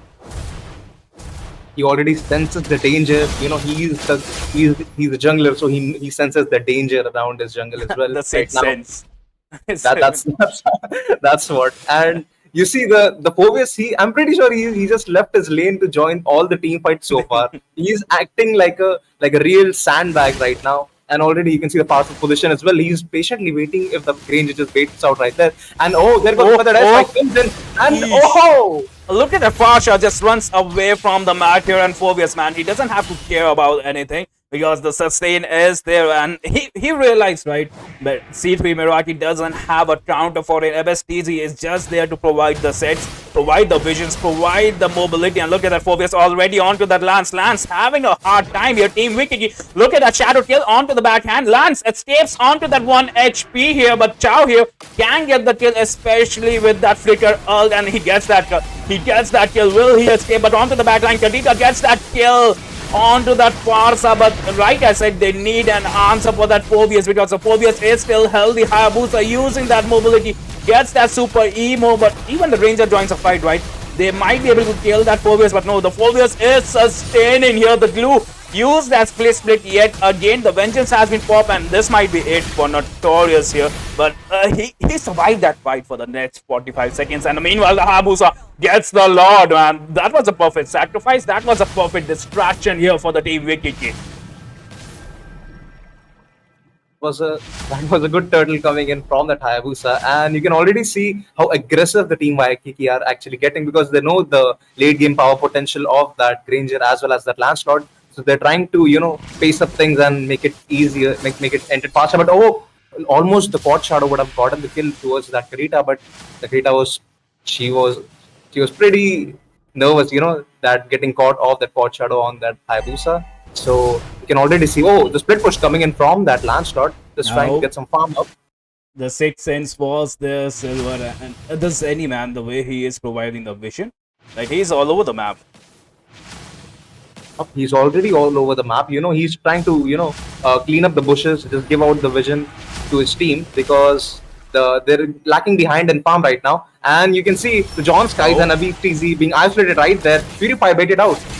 Purify baiting out. They are onto that glue. They realize glue is the sandband. Glue onto that Phobius. Hayabusa uses that shadow kill, but it will be the best pieces of goes down. The conceal is there as well. They want to contest, but the thing is, they need that Phobius. The team WIKIKI should realize that they need that Phobius onto the front lane here. Chow cannot sustain, and right now, C3 MERAKI, they are looking to push for the turrets. They are onto that Farsa as well. Hayabusa onto the back line, but Damien here gets that kill. He had that mission. He will complete that mission as well. Phobius, they managed to take out the mid lane turret. They managed to take out that Farsa, but the thing is that dual laner, the Damien 555 goes down, and honestly, I don't think so. That's a good trade, right? A dual laner for a mid laner. What do you think about that, Silver? Not a good trade, but it was kind of funny to watch. Just both each other both killing each other at the same time. Like when the Rhapsody and the S2 from the Farsa. Oh, you can see the there's already being Lord just spawned out right now, so this fight has to be a very important fight coming in for the both of these teams. The Chowan has to get a lot of vision right now. Zenny's been spotted right there. The split pretty used up. He's just making sure he baits the skills of the Cho. Well, the flicker is still on. If he wants to kill someone, now's the chance for him because Lancelot's now not in the team fight, so they can actually potentially kill someone before the Lord. And the conceal play comes in from the WPV and they are onto the back line, but the Zenny was into the bush. The Kadita misuses his set, but right now the Farsa can get the damage, but no, the passive survives. But look at that, they are onto the team. C3 MERAKI, Ethel gets that kill. The Chow gets that Ranger as well. Double kill, but the Lance onto the back line can get the kill. He misses that skill. Phobius, but no, he gets that kill onto Ethel as well. But meanwhile, the Phobius is soaking up the damage. But looks who's here, Sun Mountain onto that Hayabusa. He is waiting for that opening. The opening is there as well. Gets that Kadita, and they are looking healthy. They are looking good, and they can get the skill as well. Super Emo escapes, but Lance trying to seal that turtle. Uses that Earl, but no, he gets CC, but he is onto that Hayabusa. The conceal play is there from the Badang. But no, Hayabusa with the fast hand gets Van Morals here. Sir Mountain, and the thing is, Team WIKIKI will get this Lord. The dinosaur will march for them, and what a fast hand was there from the Hayabusa, Silver. The thing is, he was all over the map. oh my god, that Haya, he definitely knows how potential Hayabusa actually has. So he's playing it to the maximum potential. The Kadita kill, the Lancelot kill after Thorn Rose just baited out. He's doing a phenomenal job. They also got a lot right now. Look at the position of the Cho. He's trying to get a kill, and away the dragon goes.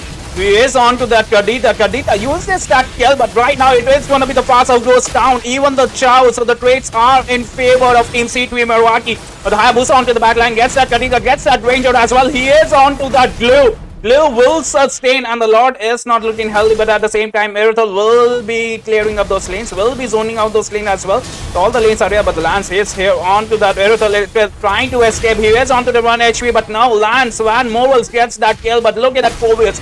Like we thought, right? The Phobius needs a counter here, and right now he's still full. He's onto that 70% of that HP even after all that team fight here, Silver. They managed to defend the slot quite well, and the Haya is still going on a good KDA. He hasn't given his shutdown right yet. And okay, the Wayne Morales, he's trying to bait out the Thorn Rose, and the rest right. The Predator side is the Hayabusa on to that last second here, but right now it is looking good for the team. WIKIKI, Kadita pops at all, but there was nobody. Badan gets that stun as well. And right now the Glue will be running away. I don't think so the Hayabusa will. That's a second flicker here from the Farsa to get that kill here, but Glue onto that Hayabusa. This might be bad here. Hayabusa can go down, but there is not enough damage. The team WIKIKI, they realize the thing is onto the Glue. Alright, if you hit the Hayabusa, would have down, but at the same time the team Damien 555 gets that Phobius kill as well here, Silver. Man, that Haya is just crazy, you bro. Like, he saved his health to get away from the split from Glue, and he got the kill on the Zenny as well. And look at his KD; it's a very well maintained KD, a good 705. damage, and and the retry on point as well. And the split push as well. Like he's doing everything a good jungler should possibly do right now. I could say the same about the Lancelot as well. But the thing is, the Notorious he is not letting the Wayne Morales, the dash Yeah, the quite well counters. because that's what he counters him whenever he dashes more than thrice. That's the problem right here. And Zenny, if he gets caught among three people, he is definitely just getting deleted. And look at the Yes. position of Abyss. Abyss TG. Oh, Look at another that team ball. fight coming. Okay, they are on to that Abyss. Abyss goes down, but at the same time, they are on to that Phobius lands onto that Farsa. He will get the backline, but same for the Hayabusa. Will get the Badan pops at the Glue. Will they get that kill? The Earthel goes down as well. Hayabusa trying to split lane, trying to push the game. The backdoor is there. And right now, Phobius, he needs to delay the recall. Hayabusa uses that shadow kill. He is on to that base. There is no retribution. Will Team WIKIKI steal this? The lance is there as well.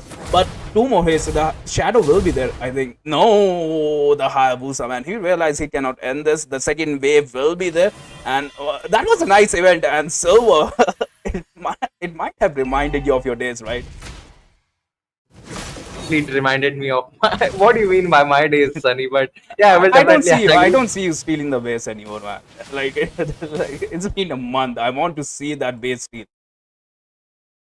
I'm pretty sure if I go back into my that time, but okay, you can possibly see another law team fight coming in Sunny. This time, this law team fight will be the deciding team Oh. fight of this game right now. And the Haya is already looking for that base. He wants to take that base. If the Phobius was on Flicker, I'm pretty sure he would have cancelled the dashes from the Lancelot to actually so that Haya could get the base right there. But both the teams are pretty much doing fine right now. The bushes has been like taken by both the teams.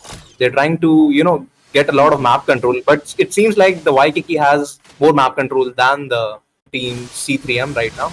And They the do. the strike comes in.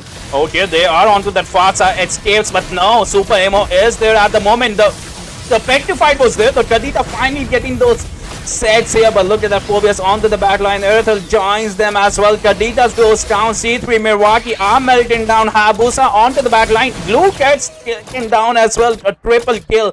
And this just means a green light here for the team WIKIKI to take the turrets, to take the Lord here. Earthel once more. He is onto the backline. Immortality props up. The mid lane turret will fall, but down here. Will he able to defend the bottom lane minions are there as well? C3 Meraki. Will they able to defend this? That's the thing. The minions comes into a clutch here. Okay, the Chow goes down, but at the same time they manage to clear the waves. They manage to secure the Lord, but the thing is the base is not looking good, right, Silver? A simple dash from the Lord and it goes down. Haya would have joined the team fight. I'm pretty sure it was already end, but he chose a wise choice of taking the Lord right now. And I'm pretty sure the game has been already decided right now. But you can see there could be a 1 in a million chance coming in for the team C3M. Only if the Karita pulls a good move on that Haya or either the Earthel, because she doesn't have the flicker for the next 40 seconds. So that's the right. only possible like comeback for them right now. The Yep. Petrify is still on that Karita. Let's see how well they execute their gameplay right now. And They are onto the back line here. Chow will taken out. Look at the Frozen Crown is there as well. Ranger survives onto the 1 HP, but not. The Wintle gets that kill, right? But look at that. Lord is still healthy. Farsa gets taken down, but now survives onto the 1 HP as well. It's a massacre triple kill. It is going to be a legendary and double kill for the Hayabusa. Sadly, not Maniac, no Savage for that Earthel. It's kind of sad, right? Because the possibilities were definitely there. oh my god, that I'm just watching that Hayabusa doing his job. Like he's like totally focused on what he actually wants to go for. Like the objectives, the kills, the spread push, everything is totally on point, and his build as well. You see, like he knows that if he gets caught in the Badang's fist crack, there's no way he can escape with the quad shadow. That's why he bought an immortality as well, so that even if he gets caught, he at least has a chance to go back. but that even didn't stop him from that. He was just free hitting the base and the Granger. That was a good item swap coming in from him as well. He was trying to buy some time for his team, but it was already way too late. The John Skies. Look at the damage of the John Skies. Almost like 30% and 55% turret damage. And That's let's not forget how much damage taken the Povius has, the Notorious. He was actually the punching bag the from the punching team bag, Viking. man. 1.5 lakhs damage, man. 40% of the damage taken by that Phobius. And yeah, the team WIKIKI will get the game number 1 into the series. And with that, we will be taking a short break, guys. We will be right back with the match number 2. So don't you guys go anywhere and like the stream as well.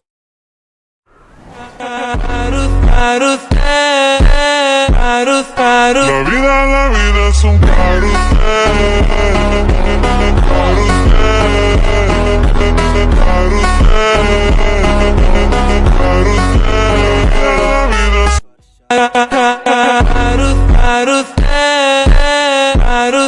La vida es un la vida es un la vida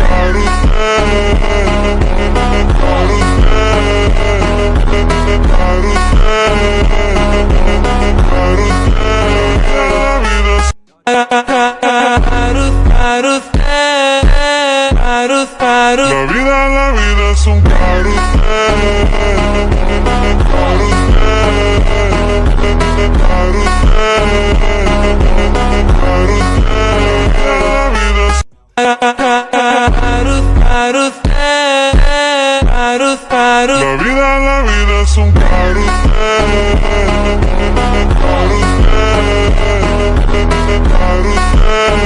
vida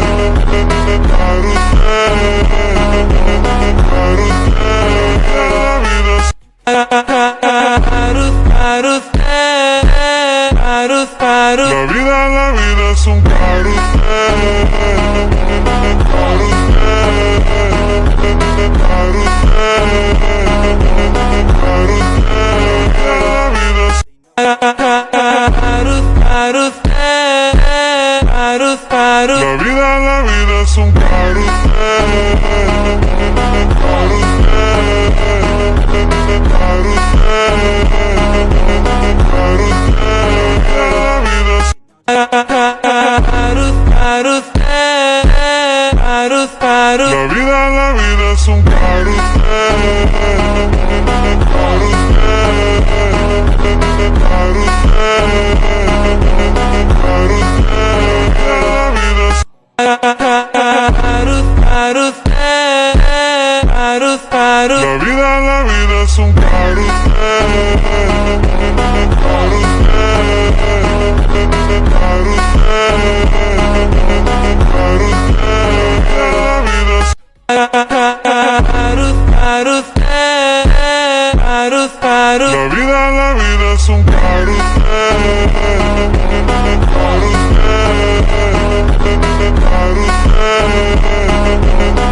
es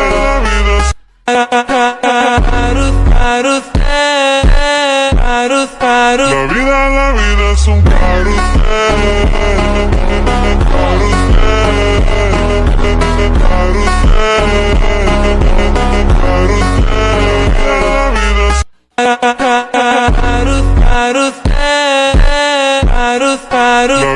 vida es un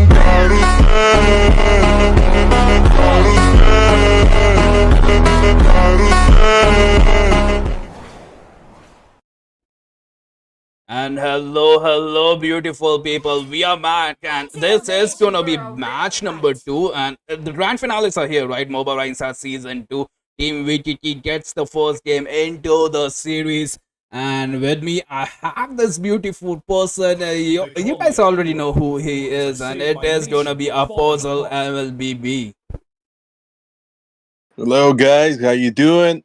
It's nice to be here again. I'm actually excited for new matches because the last ones they were amazing. They proved me wrong on every single freaking way possible that I was in shock. So I'm looking forward for these matches to be actually as entertaining as the previous ones. And how you doing, Sonny? I haven't talked to you for days already. How's everything? I'm actually doing good, and the thing is, I'm just tired. And what about your puzzle? The thing is, the thing is like the reels, right? The reels that you post is on point as well, especially the AI ones. I've been watching those, and honestly, what a wonderful reels are. Thank you, thank you. Especially the Lancelot Um, one, right? yeah, you like those ones, huh? Uh, Don't lie, but you like them as well. yeah, probably. But now looking at this draft, we can see that they already banned Povius and Kalia, also the Baxia and Jisun Sin. They already got rid of the actually probably I'll say the sustained heroes, and they already got rid of one jungler. What do you think will be the next ban? Honestly, if they're not going for that Uranus, they should probably ban this. But at the same time, the Kimi is there, right? The Kimi onto the mid lane is horrendous. And the thing is, she will freeze your lane. She will not let your mage to be level 2. But look at that, it is going to be the Farsa. Payback So yeah, the time. C3 Meraki onto the blue style will recognize the danger. Like they kind of get beaten down by that Farsa onto the game 1, right? Oh yeah. Now that you mentioned the well, I was about to talk about Uranus. I guess never mind. The Uranus, man. Yeah. They don't want to deal He's a with menace, that. man. He will be back to full HP. I don't know why MLB, why you made your hero so broken. And look at that, the Kimi mid is there, opposable. Yeah, just like the way you just predicted they were going to ban Uranus and they were going to pick Kimi. We might be able to see it on mid lane or probably on gold lane. What lane do you think it fits better though? The thing is, opposable, the glue is still there, but the thing is, most of the Kimi they probably goes towards the mid lane, right? And right now, the glue is a menace in the XP lane, and the glue counters are basically the Betsana and the Faramis. But the thing is, CT Meraki they cannot go for that, but they will go for a Lapu Lapu after the buff, after the patch, man. He's unstoppable. With that, Rose Gold, the way he sustains, and look at that, Kadita will be there as The well. Southern Seas are Petrified onto that wide Kadita will open. melt down that Kimi any day and any time. We might be able to actually see some combos between those two. And just like you said, he's still OP, even though he got a nerf. He's still really strong. I'm really Freshmen and surprised. ready to dance. Probably they will be nerfing him or they will leave it like that. You can already see that they went straight for the Esmeralda. That might be actually a problem when it comes to the shield of the Lapu Lapu, but I think that's it. If the Lapu Lapu manages to get Sea Halbert in the beginning, it's gonna be bullying the Esmeralda. We also see a Gatot. I'm pretty sure they want to get rid of the Hmm. lot of DPS heroes of the marksman, so like that they can, pretty much sustain the match. What do you think they're gonna be picking now? Are they going for a jungler or for the marksman? Hmm. The thing is, why will they show the hyper way too soon, right? They will be going for a tanker here. The thing, the, the Baxia has been banned, right? And that's the team WIKIKI. They do go for the composition of that Baxia and YSS. Even the last name, right? The Fovius was the D player, but look at that. They will go for the Van Van here, so they will be showing that MM. Uh, will they ban? The thing is, the Phobias has been banned, right? They got harassed by the Phobias into the game number 1. C3 Meraki, they realized this and they banned that Phobia. So that's good. And that just opens up Van Man, right? So right now, who is going to counter that Let's Van Man? go. Because there is no CC and the Irithel gets banned as well. So yeah, more playing around for the Van Man, it seems like. Yeah, actually, yes. So the red team needs a jungler and also a roamer. Um, you think they will Hayabusa? be Zone Hayabusa? A. No, Your team actually, Hayabusa might be a good pick for the blue team. It might, but the thing is, the team WIKIKI, they do have, a very good Franco player, Abestizi. He's a wonderful Franco player, and the way he holds and the way he ults, man, it's all calculated. Like he's way too ahead by the enemies. And some Mountain here, he got the last ban as well. But at the same time, Apostle, they will be banning that Matilda Airlines, man. So that was a good, ban, especially when the enemy have that man, right? How many dashes do you want? How many movement mobility do you want? Yeah, I totally agree with you. Ooh, they're getting rid of another marksman. I see. I'm guessing that they're gonna be depending on the gold laner late game and not on their jungler. If they're getting rid of the marksmen that probably get like a trouble for the 1-1, I might see a lot of pressure on gold lane. Hopefully, actually, pressure on gold lane is very entertaining. You were talking about Franco, and they banned the Franco. The respect, man, is crazy. So they might be going for a Hayabusa. But look at that, the Daddy Fedrin is here as well. So yeah, the team VGT, they're kind of looking strong here. They have the CC, they have the mobility, they even have the burst and sustain here. But Damien 555, the thing is, this player, man, he just played that Ruby Gold, if you remember, right?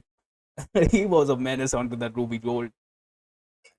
Oh yeah. Yeah, he's going for that tank killer as well, right? I think carry might be actually good to counter the Fedrin, but you can see that it's actually hesitating. It's not going straight for the pick. Also, their jungler. What do you think? Because Fedrin counters most of the assassins. Export here onto that hyper will melt them, but no, look at that. It's your favorite. Van Morals onto that Lancelot, and Damien onto that carry as well. Ooh, they went straight for a counter. That's straight. No hesitation, straight to that Kufra. Like you wanna land? Let me just show you my Kufra as well here. You wanna ban my Franco as well? I have other heroes, and yeah, I have more heroes for you cannot you. counter me. Yeah. Right. Honestly, man, the team C3 Meraki, they are already onto that purify. They do realize the amount of CC that they have. And MSTZ will load that Kufra here. So yeah, game number 2. Team VGT and Team C3 Meraki. And honestly, who's your favorite here, Apostle? Looking at the draft, like, who do you think will win this?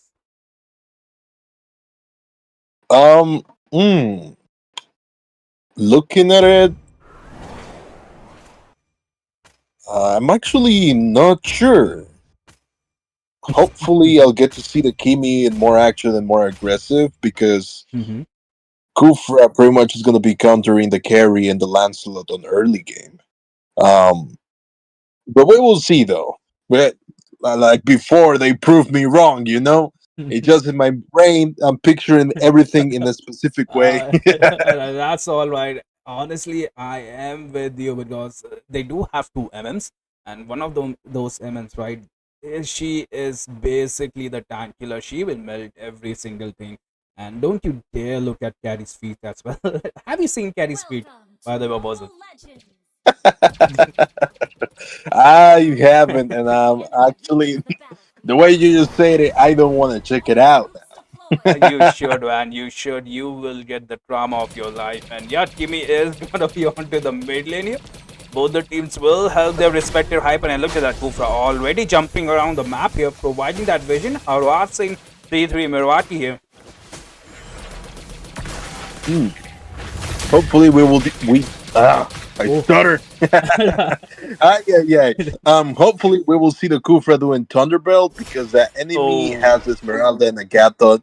I would like to see a lot of stacks with that Thunderbelt. I know, right? Even the heal, right, is insane with that Thunderbelt. And look at that, they are contesting for that Leto here, not even the Leto. And look at that Kimi. The damage is there, the passive is there as well. And we might see some Mutant going down, but no, he escapes. That's the thing about Fedrin, right? His farming speed is way too low, and I think the C3 Meraki, they need to abuse this. They need to realize this. They have a Lance, right? The Lance will be level 4 way too early here. He's going for the bait, maybe. Yeah, look at that Kufra, wonderful jump, and right now the Kufra can go down. Lance with that massive damage, the stun is there as well. Abyss TZ escapes onto that 1 HP. The pressure is there. C3 Meraki, they are pulling up their swords, man. They're here to win. It seems like the Fedrin is not even level 4. They will still contest for this here. I guess it's too risky for the Federer to get that creep. He is going to get killed if he doesn't get out of there. He really wanted that creep, man. He really wanted that creep. He was like, give me my level 4. I want my level 4. But at the same time, we hardly see this, right? A carry against a Van, and honestly, onto the early game, the carry does have the advantage because of that true damage, but the turtle is here. I can see that the Kufra is actually using the ball too much.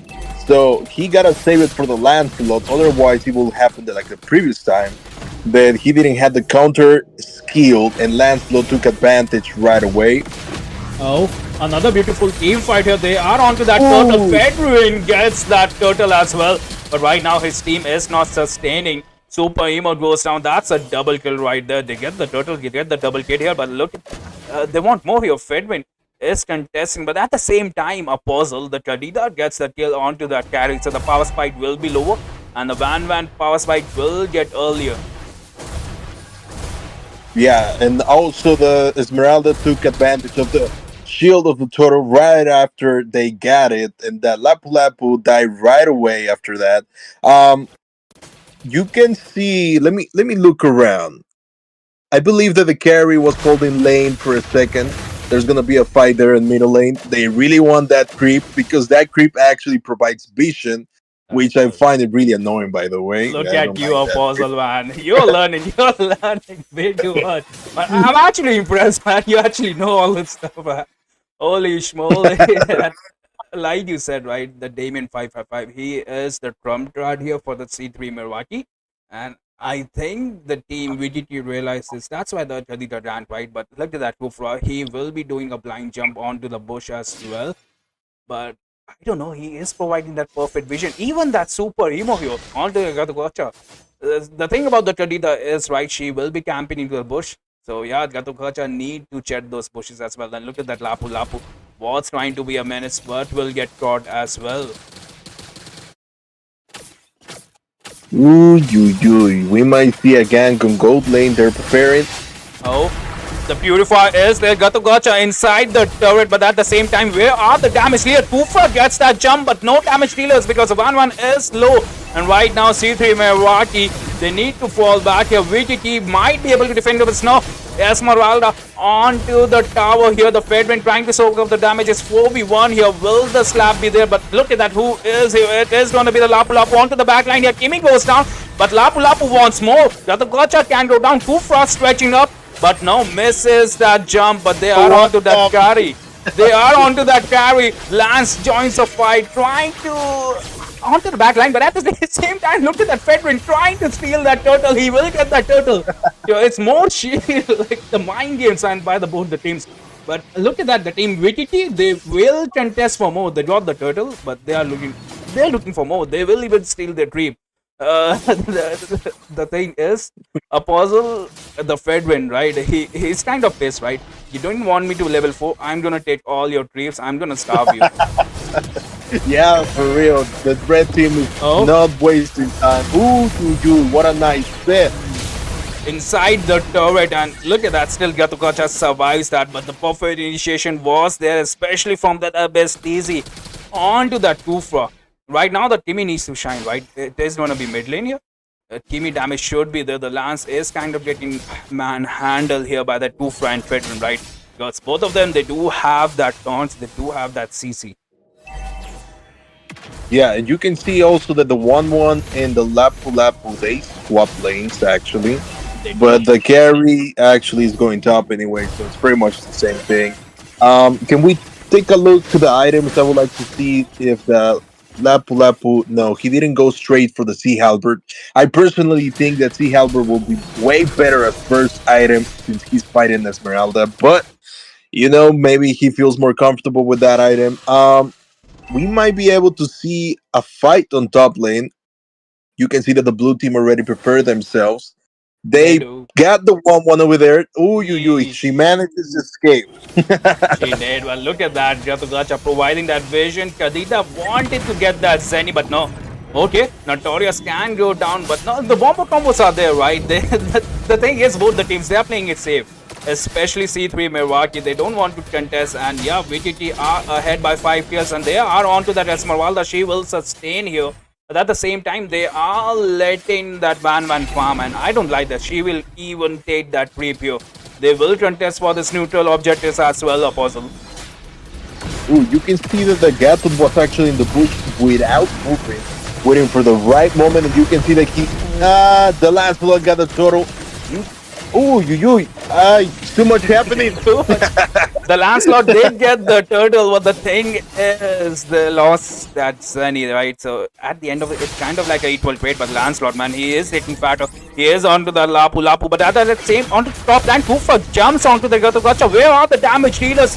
The Fedwin jumps in. They are onto the Damien as well. Lance joins the fight, and he is onto that Kadita, but no, look at that Kufa perfect jump. Survives at Lapu inside the turret. Will he get the kill? But no, the revenge. The Notorious. He was way too greedy there. And look at that Kadita, man. He does have his full set here, but they will be recalling. Yeah, and the Kimi almost died and manages to escape. She was 1 speed away. Oh, they got the Lancelot and also a blue buff. Even the thing is, she doesn't have a petrified, right? She does have a flicker here. So the Lance, man, he was really caught off guard. I totally agree with you. I'm still curious why they didn't take advantage right away of top lane since they won that fight. Well, 50-50 actually. You can see that the 1-1's going back to the lane with the Lapu. They will be pressuring that lane for sure. And there's no one there to defend it, so yeah, that tower is completely gone. You can see in mid lane, they're starting to team up. They might be pressure in mid lane, or probably they will try to catch up on bot lane. You can see that the carry is already pushing on bot lane. She's not wasting time. She needs to catch up with that gold. The whole red team is going down there. We might be able to see another fight. The Lapu setting up already. Oh, the conceal is there, but look at that Kimi, man. She stopped that Kufra, but at the same time, the Kufra is onto the Gatukacha, and the mid lane pressure is there. Fedwin onto that Esmeralda. We hardly see Esmeralda gets melted, but look at that Kufra jump is there. The ult is there as well. A perfect slap. AOG misses, but it is onto that Fedwin, but no, the perfect taunt was there. Kadita will go down. And right now, it is looking bad for C3 Meraki. Their players are falling down, the turrets are falling down, and even the Lapu is hiding perfectly. He will get that stun on the Gacha, but he might get melted, especially when the carry is there. But no, that's the second time the KB, outsmart him. But meantime, look at that. Apostle, the perfect distraction was there. The team WIKIKI, they will get the dinosaur. I'll say that the Kimi is actually very lucky today. She should play lottery because she survived twice already from the Lapu with no HP. That was crazy. Ay. That was, and right now they will be singing the lanes as well. They are onto that Lito, like you said, right? The vision is important, and Kadita onto the back line. He gets the Sun Flicker, all gets there as well. Carries goes down, but right now Gacha might be in trouble. They are onto him. Esmeralda trying to do Kimi pops that all gets the CC, but there is no damage. AOG didn't get used, and it's hard. And right now the Kufro jumps onto that Kimi as well. The thing is, Kimi, man, she already used all of her luck, right? There's no way she could have survived that. Yeah, and they still need to defend the Lord. It's going to be very difficult since it's only Lancelot and Esmeralda. They might be able to push 2 towers with that Lord. They do. The turret shield is there as well, right? It will help. Yeah. Okay, AOG is there. The stun is there onto that Kadita as well. Kadita goes down. Carry gets that power spat. Kimi, Lapu, will he get his revenge? But no, third time is not the charm. And Lancelot onto the back break here. At the same time, the Kufra onto that Lancelot gets the revenge. Man, he needs to pop that ult if he needs to carry the team. But now Kufra goes down as well. And that's a 400 gold onto that Kufra. Setsman 5. onto a Kufra. He was rich. And also was the fat. Lapu. Oh my god, the Lapu been flying in this match. Oh, look at that carry as well. She is yeah. No, man. Like you said, right? The Lapu, man. He needs to calm down. Like, he must be tilted at the moment. Probably after missing those 2 kills, I'll probably feel the same way, honestly. I'll be throwing everything that I have. Look at him. He's been aggressive once more, but this time he actually retreated. He was like, you know what? I need to calm myself down. The team comms will be there definitely. I think like Labu, man. What are you doing? You need to calm down. But at the same time, Fedwin will be the one to initiate here, and Esmeralda can go down, but no, the backup is there. 3 men onto the Lapu yet again. The revenge of Lapu is there. Okay. The Kufra onto the background. Nice catch. The AOG connects, and look at the carry is melting that Kufra. But right now, it is going to be Van versus Emo here. And Van, she's just playing. She got that ulti as well.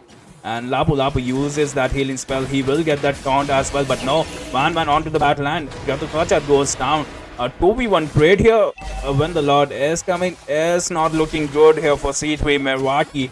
But the thing is, if they manage to, defend this Lord, they might be able to win this. But look at that, Kadita onto the back line here. Kadita can go down. She uses that ult to escape. But we've been seeing this whole match here, Poison. Fedwin is focused onto those objectives. Yeah, he's not wasting time, and I actually like that. He's pretty much taking advantage of every single opportunity. Yeah, like I said, he's not wasting time. And finally, the Lapu got his 2 kills and he just hit him. That's right. And he got greedy again. Ooh, he manages to escape. Oh yes, man. He managed to escape. Like we already saw his death 3 times. The thing is, WIKIKI, they were able to get the Lord, the Dinosaur, and they've managed to get 2 players of C3 Meraki. So the situation is getting worse. The turrets will go down here. Van dancing all around the map will get the bottom lane as well. They are onto the top lane. The Fedwin, AOG connects as well. Kufra can go down, but at the same time, the Lord is knocking them down. Okay, the stun is there. And look at that Lapu. Look they at the Lord. Need to defend the base. They need to defend the base. The Lord. C3 Meraki, you need to defend the Lord. I think they will. But Van trying to hit the base. Van, you need to hit the base, but no. They were so oh, look at the minions! The minions the are minions! No! Nerf minions. That was insane. That must have stained. Can here. you agree with me? They need to nerf the minions, They honestly, need to, because it happened to me last night, honestly. Yeah. Losing a match is one thing, and losing to minions is another. Like that moment, man, it just hits me. Yeah, they were having a comeback. I know, right? They were able to take out every single member of Team WIKIKI, and yeah, the Team WIKIKI did win this as well, right? So they are 2-0 into the series. They just need one more win here, and they will be the winners, the grand winners of Moba Rise Season 2. And I think with that proposal, we will be taking a short break. We will be right back with the match number 3. Let's see if C3 Meraki will be able to redeem themselves. La vida es un La vida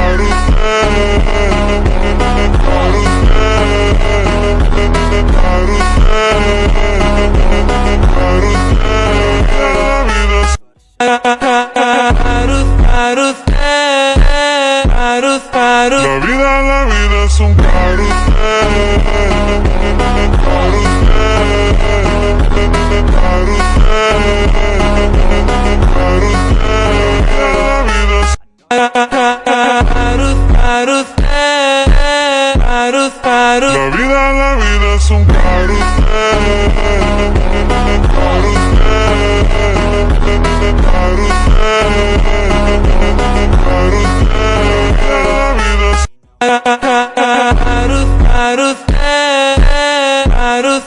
La vida es un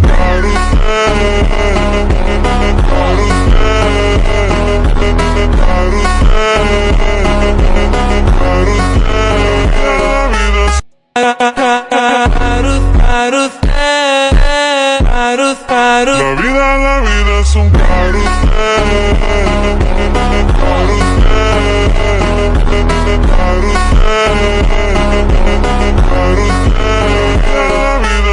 La vida es un La vida es un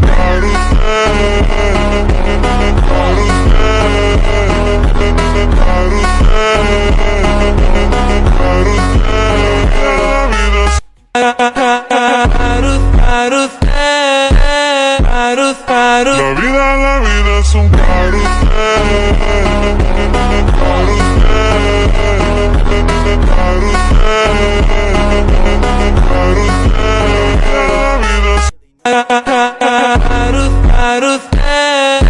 es un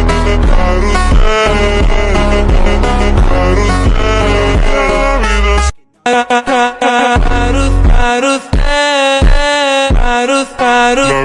vida es un La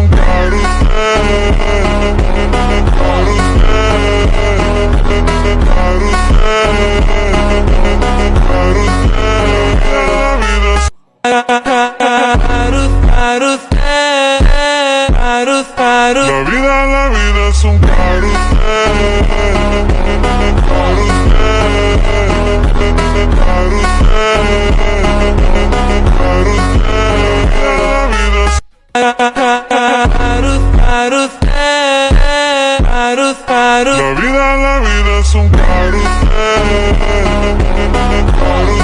un La vida es un La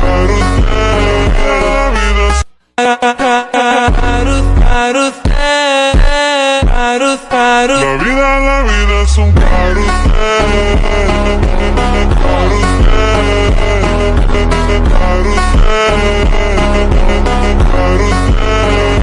vida es un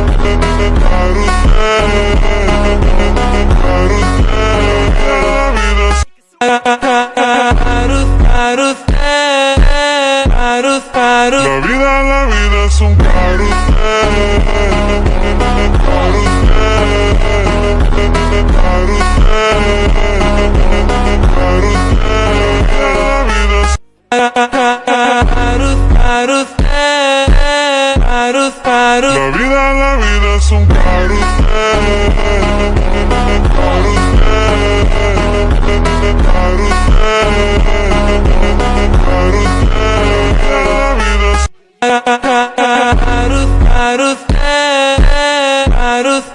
La vida es un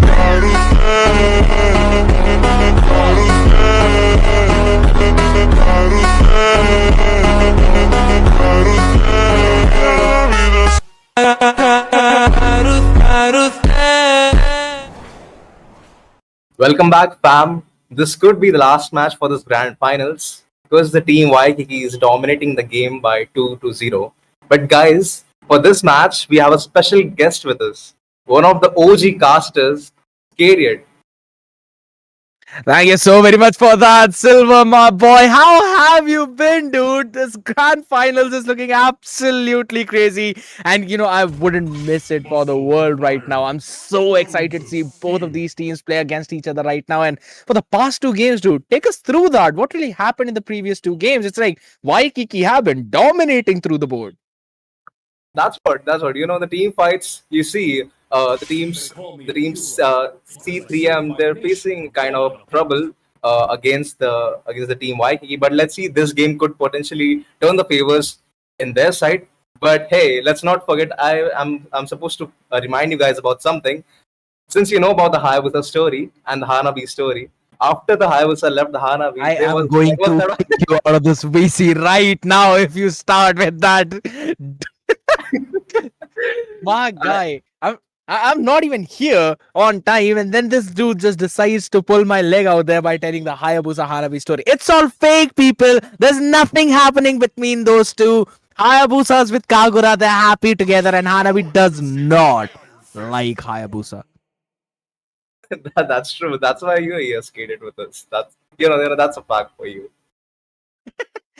Out there, man. We're all just having fun, though, either ways, right now. But one thing is for sure, Silver, that C3M will not be having fun right now in this game. They're going to try and pull every single card that they have in their deck, specifically the ace. The ace is up their sleeve right now because they cannot afford to make any more mistakes. WIKIKI, they have been controlling the pace throughout, and even now in this draft, you could clearly see they're the ones who basically got a full control. The Kado Kacha being banned out, the Badang being banned out.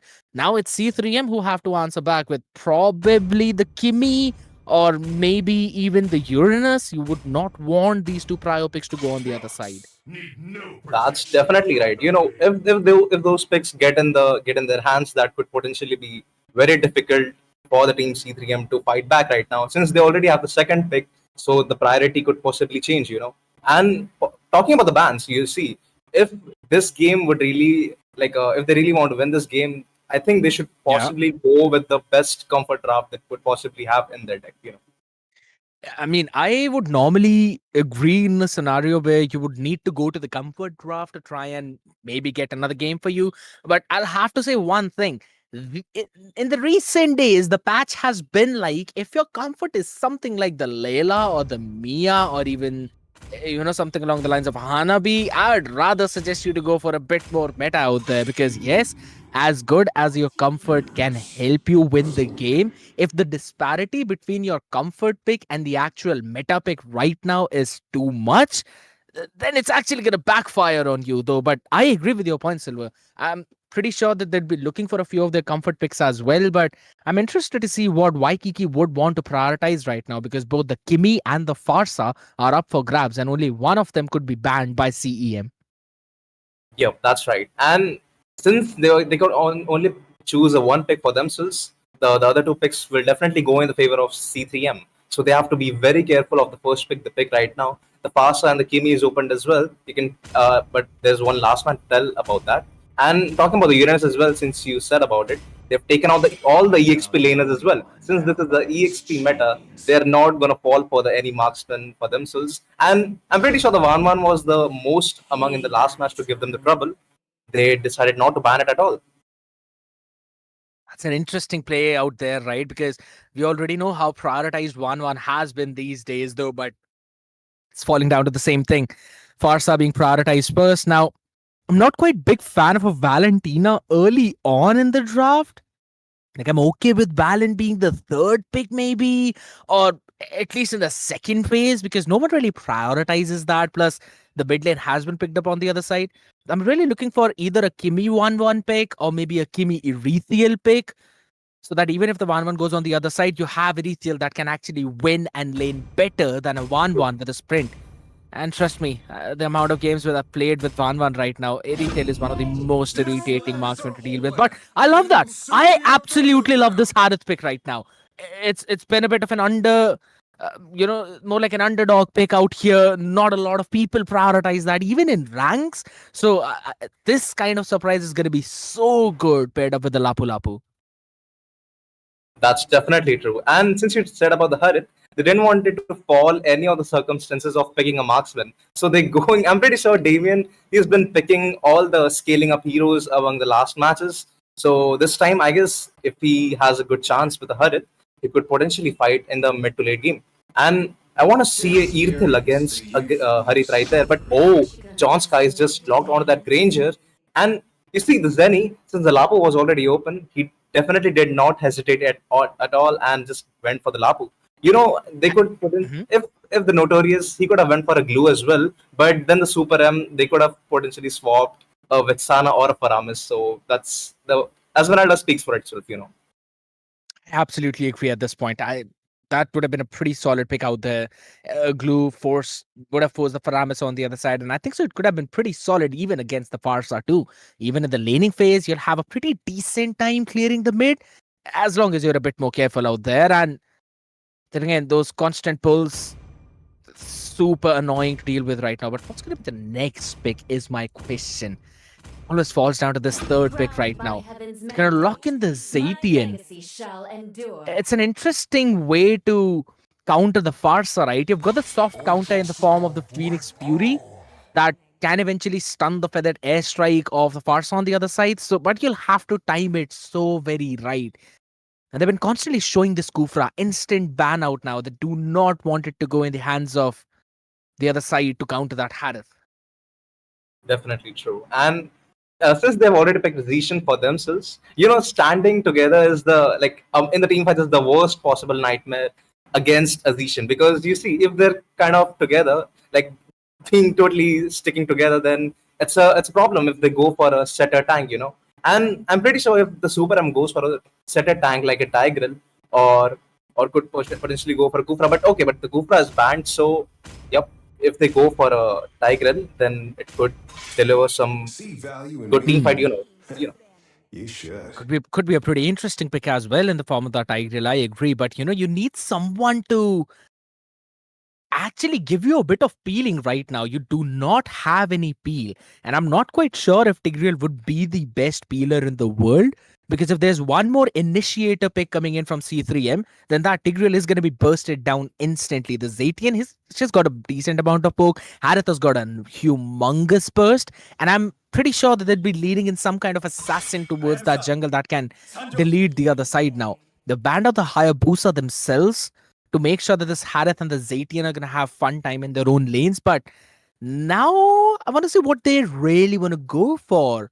Something to pair up the dive in the backline with the Lapu Lapu. Maybe, something around the lines of a Lancelot.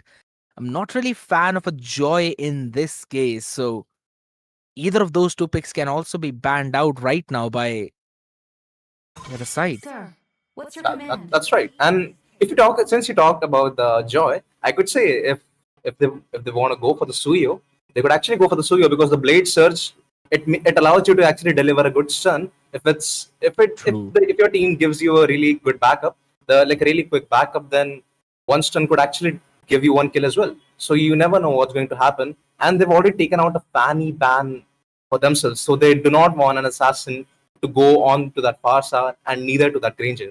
So right now they need a good sandbag, because Lapu considers to be a zoner and not actually a frontline. So they need a solid frontline for themselves. I'm not pretty sure if Franco is really someone I'd lean towards, They've got the appeal in the form of that Zatian. I think so that's a pretty decent pick to check those pushes too. The constant skill 1, but it's an interesting take on that Franco, I must say, right? When the Esmeralda jumps in with a falling star mode, you've got that suppression ready. But the whole story is going to end up focusing on the jungler of WIKIKI right now. Who it's going to be? Hayabusa banned out, Fanny banned out. You've only got a few openings right now. Maybe, again, the Fredrin has also been banned away, so a Lancelot seems like a decent idea. You can pair a few things up with the Lancelot. Maybe they want to go for some unconventional pick like the Akai? Oh, wait. Actually, will they go for an Akai? It is actually a very good pick, if the Bloody Hunt comes for the Super M, the Akai's Hurricane Dance could actually, cancel it out pretty easily. But Sir Meowington, let's see what you want to go with and skate it. Your prediction's going to be right, my man. I was not really... I'd have to say, I was seeing their lineup and I was like, yeah, they need something tanky if they're going with a Mathilda in the roam position. So the Akai kind of made decent sense now, since the Fredrin is not going to be there. No Appraiser's Wrath to try and steal away those neutral objectives. The only other pick that now I can see that can eventually steal those neutrals away is going to be a Lancelot. I don't see any other way out of this. If you want to try and push for a Joy, that means you would have to use your rhythm beats perfectly before entering the team fight. And then you go with your dance out there with the ultimate in front of every single one of them, and then try to go for the retribution too, which Akai should have an advantage right now. So I'm really looking at a Lancelot or maybe something along the pocket picks. You called for it. You called for that Uchiha Sasuke. So I think so. It's a decent one as well, but just a bit more difficult to execute.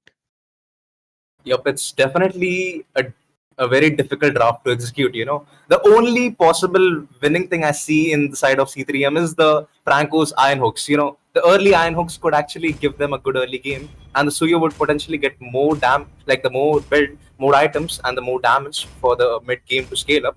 But right now, you can see I was actually hoping for Xbox in the favor of Team C3M because it's an Akai. So basically, an Xbox would definitely burn the front line out, but they just want to go with the comfort for themselves. And if you talk about the Suyo, he can just steal objectives just with the Soul Sever and the Retribution because the kill animation is so fast that you can't react to it much fast. I absolutely agree. That animation is actually pretty fast out there, though. But again, you've got a lot of things right now in your plate to try and go for those executes, ladies and gentlemen, because it's one last chance and one last opportunity, which is gonna buy you a few seconds now, since we actually saw that a guy was not really ready into the lobby as well. Zero for his loading screen. It's gonna be back in quickly though, but Silver, it's gonna again be a very crucial game coming in for C3M right now. One last chance. And if they do not strike right now, then that's going to be a 3-0 grand finals win for WIKIKI. Now, don't get me wrong. It's not like I hate WIKIKI or something, but if you're really watching a grand finals, I think so you wanted to go for map 4 or at least match 5. That's definitely right. Skated. Like everyone wants to watch a best of 5 series, and definitely C3M. The draft it's kind of good, but the execution is kind of hard. And if you talk about the team Waikiki, the rotation coming in from their the draft will be pretty much faster than the side of team C3M. And the zoner, the Lapu, he will like I feel like he will be kind of useless in the late game because like the Akai after using his Hurricane Dance, it will be possibly hard for him to catch up on the neutral objectives because he will just zone out the Suyo, but only the Blade Surge and Soul Sever will help him out. That's the most important thing which you mentioned, right? That zoning and the Blade Surge Soul Sever combination, which can help the Suyu out. But it's again going to fall down onto that timing. And that's why I was leaning in a bit more towards that Lancelot.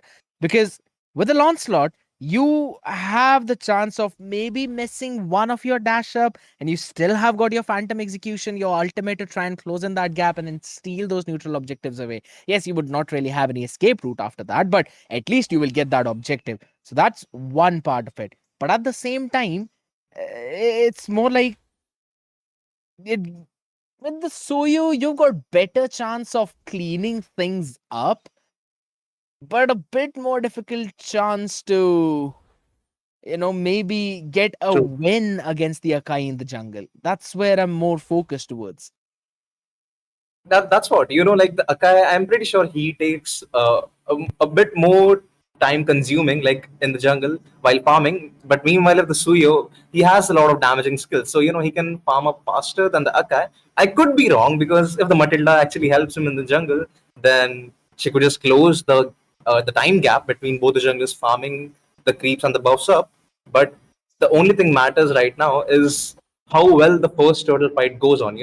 If the Lapu manages to actually get one kill on the Farsa or either that Matilda with the Bravest Fighter combo, then the tables could turn actually, in the first turtle fight. And in this draft, the first turtle fight will define a lot of things.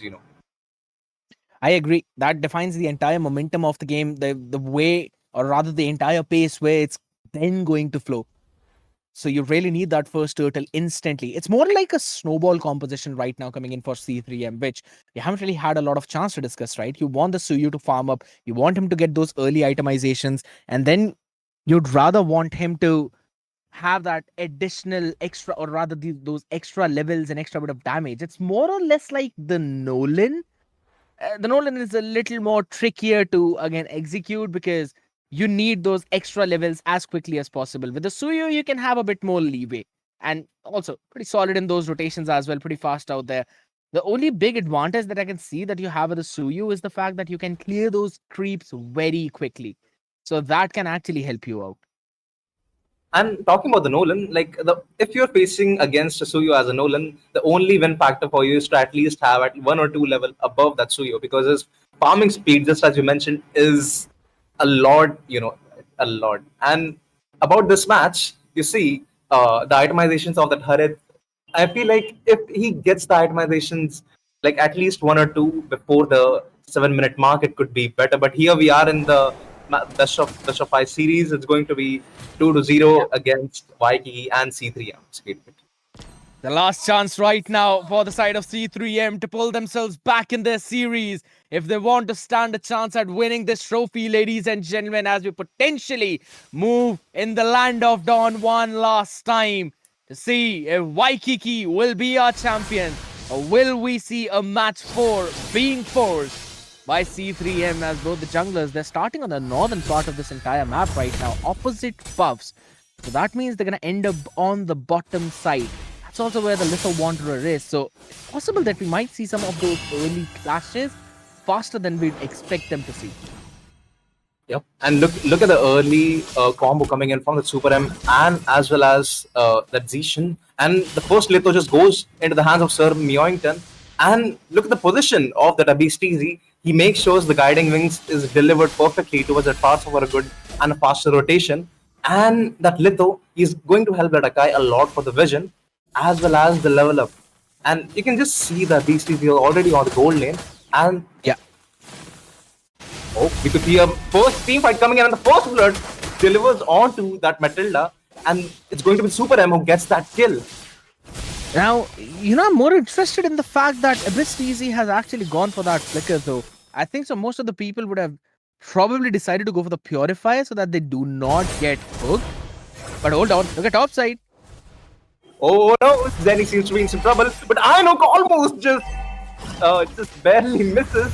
It's going to be the first turtle fight comes in. The Whale Morales joins the team fight. Oh my god, look at the Soul 7 combo, and the Heavy Spin just comes in, and the reverse team fight sweep coming towards that Whale Morales. And the Notorious, he gets level 4 already, and the Iron Hook just delivers inside the base. But he will definitely get obliterated right there, and Super M goes down as well in the hands of the Parsha. And this turtle fight could definitely go in the hands of Team WIKIKI. But really well go in there. The raging slashes from Zani. He almost tried to steal that one away, but it's still the retribution coming in from Sir Myoington. Really like that name, I know a friend of mine who's actually a cat person out here, so she's really gonna love that name. But we're gonna come back onto this game right now. A big play over towards the top side. A bit of an overstay coming in. A nice rotation from Van Morales and the rest of the team. But I'd have to say that one big ultimate coming in from Franco, the Bloody Hunter, it eventually stopped him in his own tracks. He could not move out there. That gave an opportunity to WIKIKI to try and win that fight and then win the turtle skirmish. And now they're looking in a prime position to potentially go for the snowball.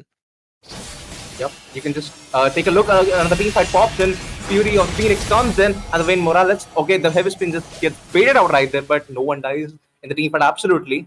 And as Mahesh, she wants to rotate back onto the gold side. The John Skies, he's pretty much poking towards that turret. But look at the position of the Franco, because see the Aino pops in with the brilliant combination, and this Chrono Dash along with Synchronicity just gets the kill towards the John Skies. A bit of overextension, but still that was much of a mistake right there. Yeah, but rather than calling it a mistake, would say that it was just a nasty position. Super IMM! No way, I'm Super M. He's showing how good Franco actually is. Circling Eagle goes on that Wayne Morales. He will not escape from the team fight. He absolutely has no skills left. No Blade Search. No nothing at all. No retribution as well for him. Beautiful fight yet again coming in. There's always an answer from the side of WIKIKI to try and pull themselves back up whenever they're in any kind of disadvantage. Super IMM has been absolutely on point with his hooks. And I think so he's trying to punish the other side over the fact that they don't have a Purify. But guess what? Ju just answers back with a feathered airstrike right now, and that gives them a numbers advantage for this next turtle. But look at the zoning coming in from the Notorious or the Vayne Morales. They don't want him to get the turtle. There was the bravest fighter, Zenny. He needs a lot of backup right there. Fury of the Phoenix pops in, but Zenny is totally been isolated. But look at the back line. I'm Super M along with Vayne Morales. They're trying to dish out some damage towards that. I'm Notorious. But let's see. Oh my god, there goes the Bloody Hunt along with Iron who pops in. But there goes the kill towards the Notorious. This turtle fight, there's no heavy spin on. Actually, there is the heavy spin on the Sir Meowington. Will they be able to get the turtle? Or it's going to be the Vayne Morales getting the turtle right there. Heavy spin pops in right there. He only needs one Soul 7 retribution combo right there. But no, it's going to be Super M just gets that turtle and Iron Hook towards that. It'll be Steezy. And Sir Meowington goes down as well. Oh my god. The extension is insane as the circling eagle pops up. And finally, we're going to see the rest of the team disengage. Hold on. For the next few seconds, they probably might not get a breather out here. As Notorious finally decides to run back. IMM with those hooks has been legit a Superman right now.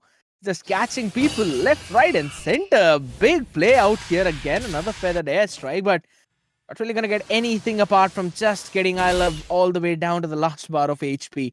Now, we can clearly see that early snowball attempt now being hit in, and it's all thanks to Super IMM on that Franco and with those iron hooks. But at the same time, there's a Farsa on the other side. You cannot really take this game towards the later stages because that feathered airstrike is going to be absolutely annoying. But here's this one small thing which I've noticed, but it's more like the synergy of the composition itself, where Sir Meowington on that Akai, he's going to push everyone away from that feathered airstrike. That could be a bit of a problem. Davenport along with the Bloody and pops in towards the Notorious and gets the kill right there.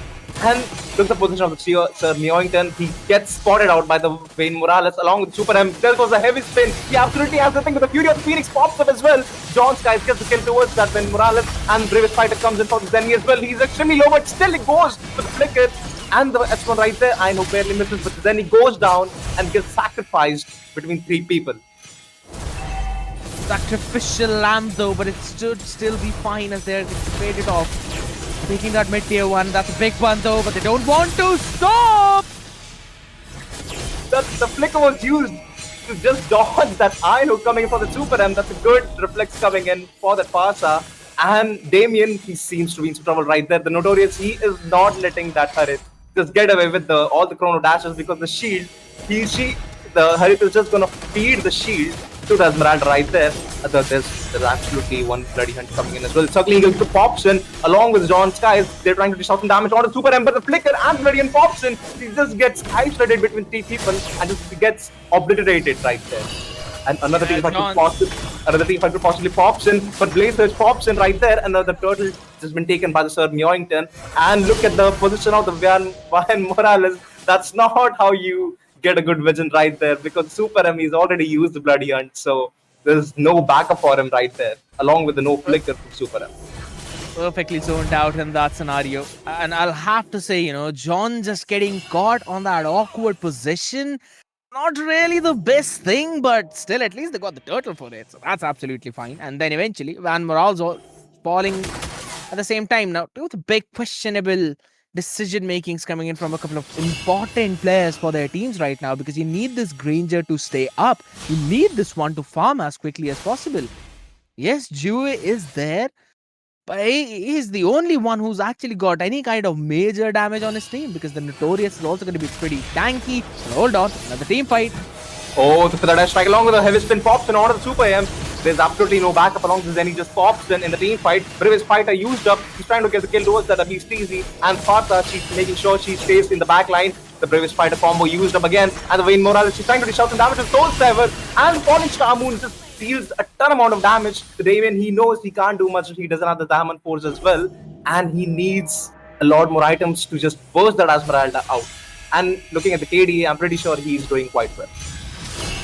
As of now, though, but another person who's not doing quite well has been I Love Karina. He's still all the way back. That FA is just zoning him out entirely. He's been having such a problematic time to deal with this Farsa, I'll have to say, right? Because normally would expect the Phoenix Fury to come out as soon as this feathered airstrike, but the big gaps in cooldown of those ultimates has been the big key of victory for Jue.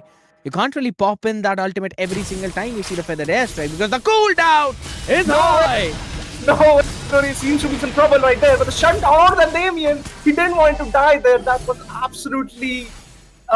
He absolutely made sure that Hari doesn't get scaled up quite well. And this Lord could just. He delivered to the team WIKIKI right there because it's Suyo. Look at the pay attention to Suyo. He's getting killed by two people right there. The old ladies, the Esmeralda along with Matilda, but he still managed to get escape from that tight situation. And this slot has been taken by the Sir Meowington. So he wants to go for the blue buff. Let's see, another team fight could possibly pop in, but the dash strike comes in, or the Zenny, but he's just doing some sidestep combo. Another bravest fighter comes in, and another iron hook along with the encircling eagle pops right there, but there's no damage, neither the HP to sustain the damage. A Zaman Post used up along the chrono dash, but the gap needs to be closed again. But oh, the Wayne Morales to flicker pops in, and oh, no way! That was good arrow coming in for the Sasuke. They say that's the best arsenal. That's the best thing he has in his arsenal. Indra's arrow out there though, but there's nothing left in the arsenal of this Violist. It's gonna be taken down right now. No way for him to survive. Hold on. The flicker came in at the perfect time. John just styles over Van Morales on the other side though, as the Lord pushes down top though. I'd have to, bring the attention back to one of the most crucial points, Silver. And trust me, it is a very important point in not just yours, but everyone's life. Hold on, we'll talk about that in a second as Lapulapu jumps in. And the Studio of the Phoenix popped up as well. They were trying to get a good escape. I mean, a good setup right there, but the Iron Hook barely misses onto the John Skies. He was barely managed to get the Iron Hook on point. And look at the map control the team WIKIKI is definitely taking. You can see the Van Morales, he's alone on top side. They're fighting. Oh my god! Super M, he's definitely getting the Super Sin combo right there on the Meowington just dies inside 4 people. And then he just goes in along with the Brave Fighter as well. Look at the damage pops in onto that. Then he's just getting obliterated along with the Winter Crown combo, and the Bloody Hand just takes down the Meowington. But oh my god, the Rhapsody. The burst damage coming in from the Granger is not letting the frontliners survive at all. Finally, he's staying alive as well, right? He was going 1-4-1, struggling a lot out there. Now this man is actually on a mega kill after that double. He's doing a pretty solid job out here, and he needs to stay alive, but look at that! Oh my god, look at that circling eagle along with Zaman Post. He's trying to dish out some damage as well. Look at that Suyo. Oh, no way. That guiding wing just saved the life of that Notorious as well. And along with they got a kill as well in the top around that region. So that's not looking quite well in the favor of Team C3M. This could be their last breath. They have to bounce back right now. Because the Harith, he needs his items to scale up quite well. But look at Super M along with the Wayne Morales. They have to escape from the team fight right there. Encircling Eagle along spawning Star Moon just pops in. Then he just goes there to save that Wayne Morales. He makes sure that he escapes. But look at Zaman Post and the Chrono Dash. But oh way, Parsa just actually cracked the code. He actually cracked the code with the flicker and along with the further dash strike on that Harith. I'm pretty sure he's absolutely speechless when he did that. Just want to have a look at the itemization right now, man. That extra bit of slow was just so annoying for our poor boy Harith, the cat boy out here. Struggling out there now as this another lot should be easily taken away as the feathered airstrike zones everyone. That's the second lot being picked up. The first one got you towards those inhibitors. This one should probably break them. Items were popped in there. I want to have a look at them one more time, dude. I mean, show it to us, production, please. One more time. Show me the itemizations. Give me the quick itemization. That's it. Thank you so much out here. Lightning Truncheon along with a glowing wand. And you've also got the Blood Wings in the hands of Jue. That's a pretty solid core. And that was the big reason why he was able to shut down Damien as well. Flickering out of the Zaman Force, stunning him down. So even his Calamity Reaper or Holy Crystals damage did not do enough justice to them. Now, on the other part of the spectrum, you've got a pretty decent build on the Suyu right now, so he could burst through the back line, but the front line is just so beefy. And I think that Divine Glaive is the exact utility that will help you burst down through it. If the slot marches down mid, the waves are managed perfectly. Yeah, the waves are perfectly managed right now. And look at the Meowington, he makes sure that he just goes inside suppression, used up Bloody Hunt, along with the Fury of the Phoenix. Just all 5 people just lost right there. And Zaman Coast, he's trying to dish out some damage right there with the Harit and the Chrono Dash, but Zenny, he's able to pull the Lord towards the right side of the map, and they were able to just play this Lord very defensively. They will just make sure that they clear the waves, all the Lord waves right now, and no one dies in the entire. There are no casualties at all.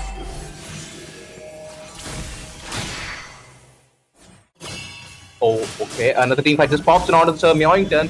He actually has the heavy spin onto him. Spotting Shamun just pops in along with the threat of the airstrike. But look at the Iron Hook just pops out. That's the Notorious. He just survives. He barely survives. But look how aggressive Sir Mewington actually is. Heavy spin just used up. And along with the... Oh! No way! The flicker and the Chrono Dash, the basic attack just melts down to Sir Mewington as well right there. But look at the damage and the shield coming in from the Notorious. And just as I said, the shield will just feed the Esmeralda from the turret. But look at the suppression, the Bloody Hunt comes in. And the Skies, he's trying to get a kill towards that Damien as well. But he barely survives. And Zenny, no way, he's trying to get a revenge back. He's just going to bounce back to his own death. That was such a close call from John, but he still survives. Thanks to every bit of util and damage from Jue. What a solid play coming in from their side though, but you can clearly see right now that the wave clear, Silver, that has been coming in from C3M is so good, and that is what's making things difficult right now for WIKIKI. One of the big thing is that they need a proper control team fight for the feathered airstrike to find its value. For that, they need a proper crowd control. But some Mewington's heavy spins, it's been pushing out everyone away from that. Now, the only thing that's left to try and work with is basically the Circling Eagle. But then again, there's Zenny on that Lapu Lapu who's constantly jumping on top of him. Or, if not him, then John Skies. And it's been a bit of a problem for them to deal with him. But here we go. Another Lord and the dance continues. Yep, Zenny, he makes sure that he just joins the team fight right there. It's going to Sir Mewington, gets that Lord. Look at the backline, it's going to be the Bloody Hunt pops out of the Notorious. He barely survives the team fight and then he just goes down. He had to zone, but there was absolutely no backup because the backline just spotted out right there. Look at the Winter Town used up and oh no! It's going to be the Damien just gets locked in, just spin to the wall with a heavy spin. And this game and this tournament has been won by Team WIKIKI. They're just going to spam some recalls right there and celebrate their victory. A big one as the champions unfold in front of us. Ladies and gentlemen, bow down to WIKIKI, the champions of Moba Rising Star Season 2. And what beautiful stars we have right now. The picture-perfect gameplay, controlled aggression, and such a beautiful delivery. Even though they stumbled early on, Silver, they were able to close it all out, and that too against some of the global players on the other side. Well, that's a pretty solid win for you. I don't know where to start but just as you said, like they were able to bounce back in the mid game. But you know where the things went wrong is the moment like where the Matilda she was able to close the gap between the Franco and the turret, because Asme, she was totally fixated towards getting the shield from the turret so that she could sustain more and more damage, and that's what actually happened. And Zenny, he was way too fixated towards jumping towards the backline, but the moment he used to jump on the backlines, he used to get obliterated within seconds. It was basically like a game of sustain between the Lapu Lapu and the Esmeralda. The one who would sustain longer than the other side would eventually help his team win. And in that department, the Notorious was the one who was actually the pretty stronger one. Yep. I would definitely have to agree with that statement. And let's not forget the Lapu. I'm pretty sure he has actually built an oracle against Asme. I'm pretty sure if I were at the Lapu, I would not do that. You know, a Dominance Ice would be a better item for the Esmeralda, along with Brute Force to sustain the damage and the CC reduction.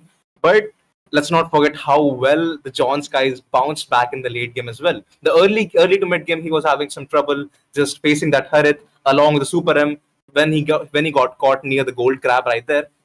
After that, I'm pretty sure he had a lot of trouble. But after the third turtle fight, he was able to bounce back in the game and deal a ton amount of damage. And just take a look how much turret damage he actually has. It's got 71% right now on the side of John Skies, and Damien has got 92%. Both the Goldeners knew what they need to do, and I think so. That's sort of the beauty of this game. Everyone doing their own job, their own part. Joe as well has got 33% damage dealt, and he was the main pillar of the damage. Those bombardments, the artillery coming in from the Farsa, that was always the big thing. And I'll have to say one of the big win conditions for C3M in this game was the snowball of Suyu and Harith. In that mid game, they needed to take control. While I love he needed to be that poke damage dealer, right? And they never really had the lead right from the first minute of the game. And I think so that was one of the big reasons for the late or mid to late game transition win for Waikiki. There was nothing, or rather, not a single moment throughout that game where they let that lead go. They were having that 2K lead and then increased it further. The snowball came in, and then everyone just was being so very tanky, beefy. It almost became impossible to deal with them with. But man, Silver, it has been an amazing journey out there for all of these players, for the audience, for the people behind the camera and the production, also for you, man. And it was a pleasure to be here right now on this desk. Definitely skated. Viewers, if you've liked this match and if you want to keep coming off this tournament, make sure you subscribe and hit that like button right there. Me and Skated will be signing off, and congratulations to the team Waikiki.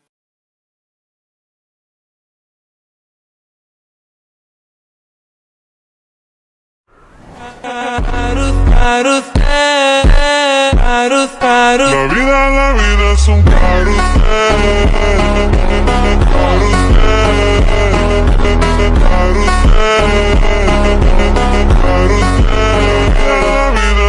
La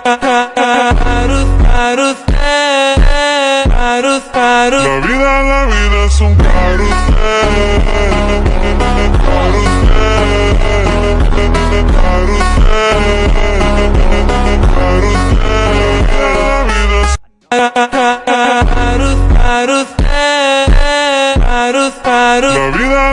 es un la vida es un la vida es un la vida es un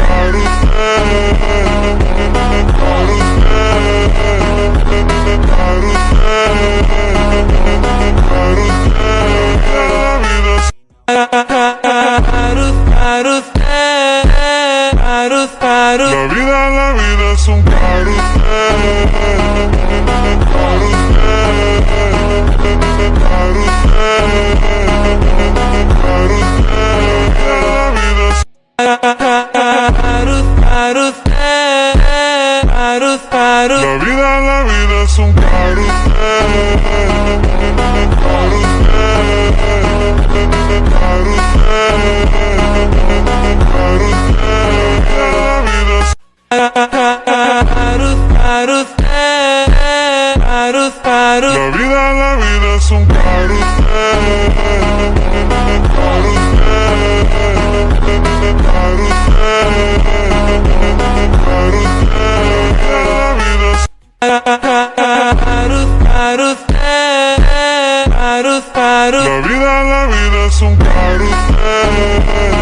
vida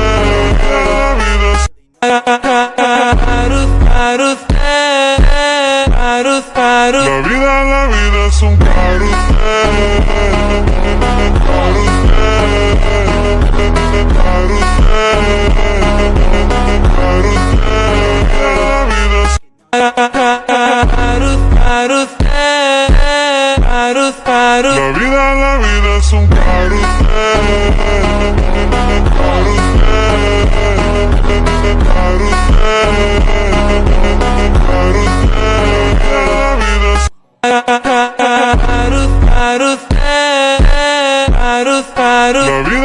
vida es un la vida es un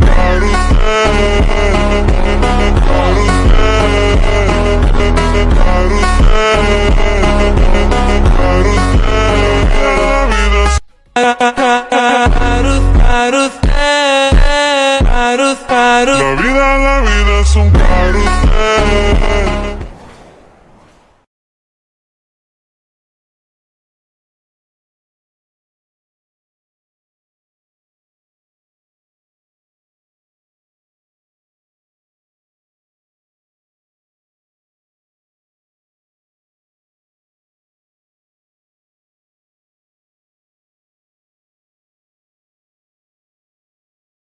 And hello, beautiful people. We are back, and this this is the event that you guys were waiting for. So yeah, the emoji race. The last time you guys loved it, you guys enjoyed, and yeah, we are back with the emoji race as well. The winner will be getting the starlight as well. So that's the giveaway for today. Let's go, Sunny Valley. No, no. And yeah, the team WIKIKI, man, they actually won a puzzle. What do you think about that? The team WIKIKI. It was a clean sweep as well, 3-0. I think that though that the match they actually need to get rid of the Forza. That was insane. The Forza actually knew where to position herself, and she was actually taking advantage of that. And I was commenting like, "Hey, look, the Forza!" The Ah, Farsa, yeah, man. yeah. She was the menace, man. Honestly, the way she carried, the thing was, she was not able to carry in the early game, but towards the late game, right, the damage was there, especially onto that Harriet and that, Suyu. Oh yeah, dude, that was insane. We need to nerf 1-1. Don't give them the ideas, man. They will. I think they did, right? They are planning into the advanced server. Ay, ay, ay. Exactly. That was beautiful. Actually, I enjoy every single match, and That's lovely, man. congratulations, Yeah. it was beautiful. Yeesh, man. I'm glad you enjoy that. And yeah, Team WIKIKI, man. They're the second time winners, right? They won the season one as well, and they did win the season two. So yeah, they are definitely the uprising team, and they will be pretty soon on to the elite leaderboard as well. So yeah, congratulations for Team WIKIKI.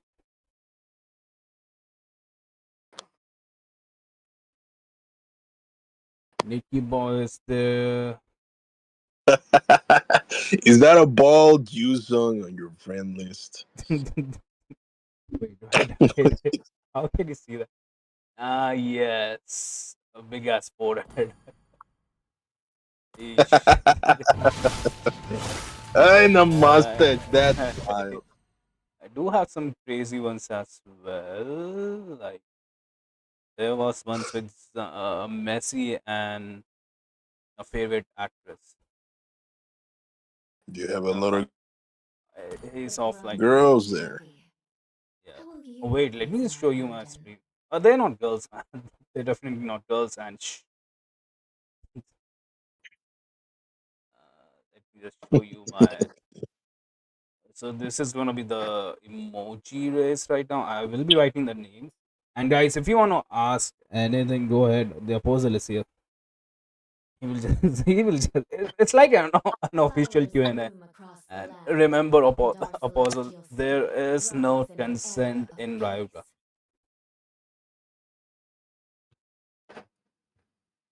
There's no what?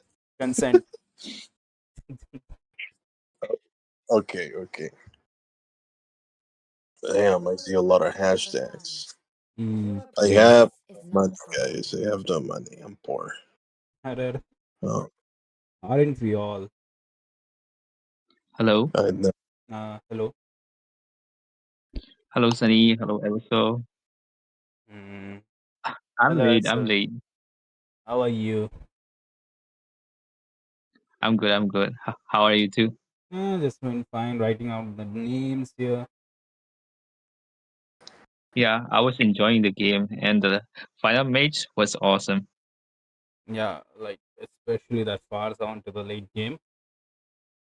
Yeah. He is there. Luke is there for the giveaway as well. El Diablo, I think I wrote your name. I did it. El Diablo. There you go. Your name is there. Ivy is there as well. Nah, Apostle is not sponsored. No, he's not, man. Don't force him. Kiki, don't force it. It's fine. Ivy, I just wrote your name. SVZ Kingdom is there as well. And Toby shout is, out for Kiki also. Toby is there. Yeah.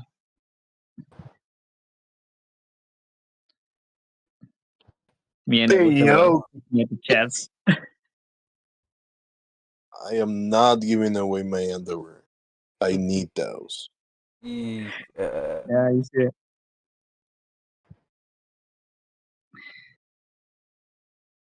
Okay, who is left? Then Bia is left. Let me just write your name as well. Then Bia. Ryuga trivia. You won't be taking part. Then Bia is the Ryuga. Wait. Then Bio. Ryuga trivia. There you go. Bunnies is here as well. Bunnies, I will write your name.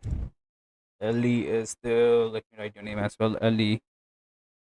Psycho Anmol. Anmol is here. Sheesh, man, Anmol. Water boy. The water boy should be here, right?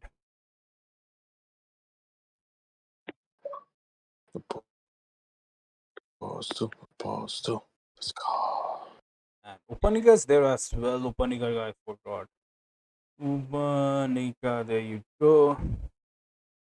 Wait. I told you to change your name, right? Sunny guy. Okay, water boy is there. Water boy. Axel, I wrote your name. Vuni is here as well. Okay, Vuni. I think that's it. Last call. Mommy is there as well. Alicia, I won't be writing your name. I know who you are. Stop using small 5Ds. These guys, man. They just come back with a small 5D. Yeah, mischief. Dobal Dya Upanikaka. Yes, Dobal Idya. Thank you for telling me why.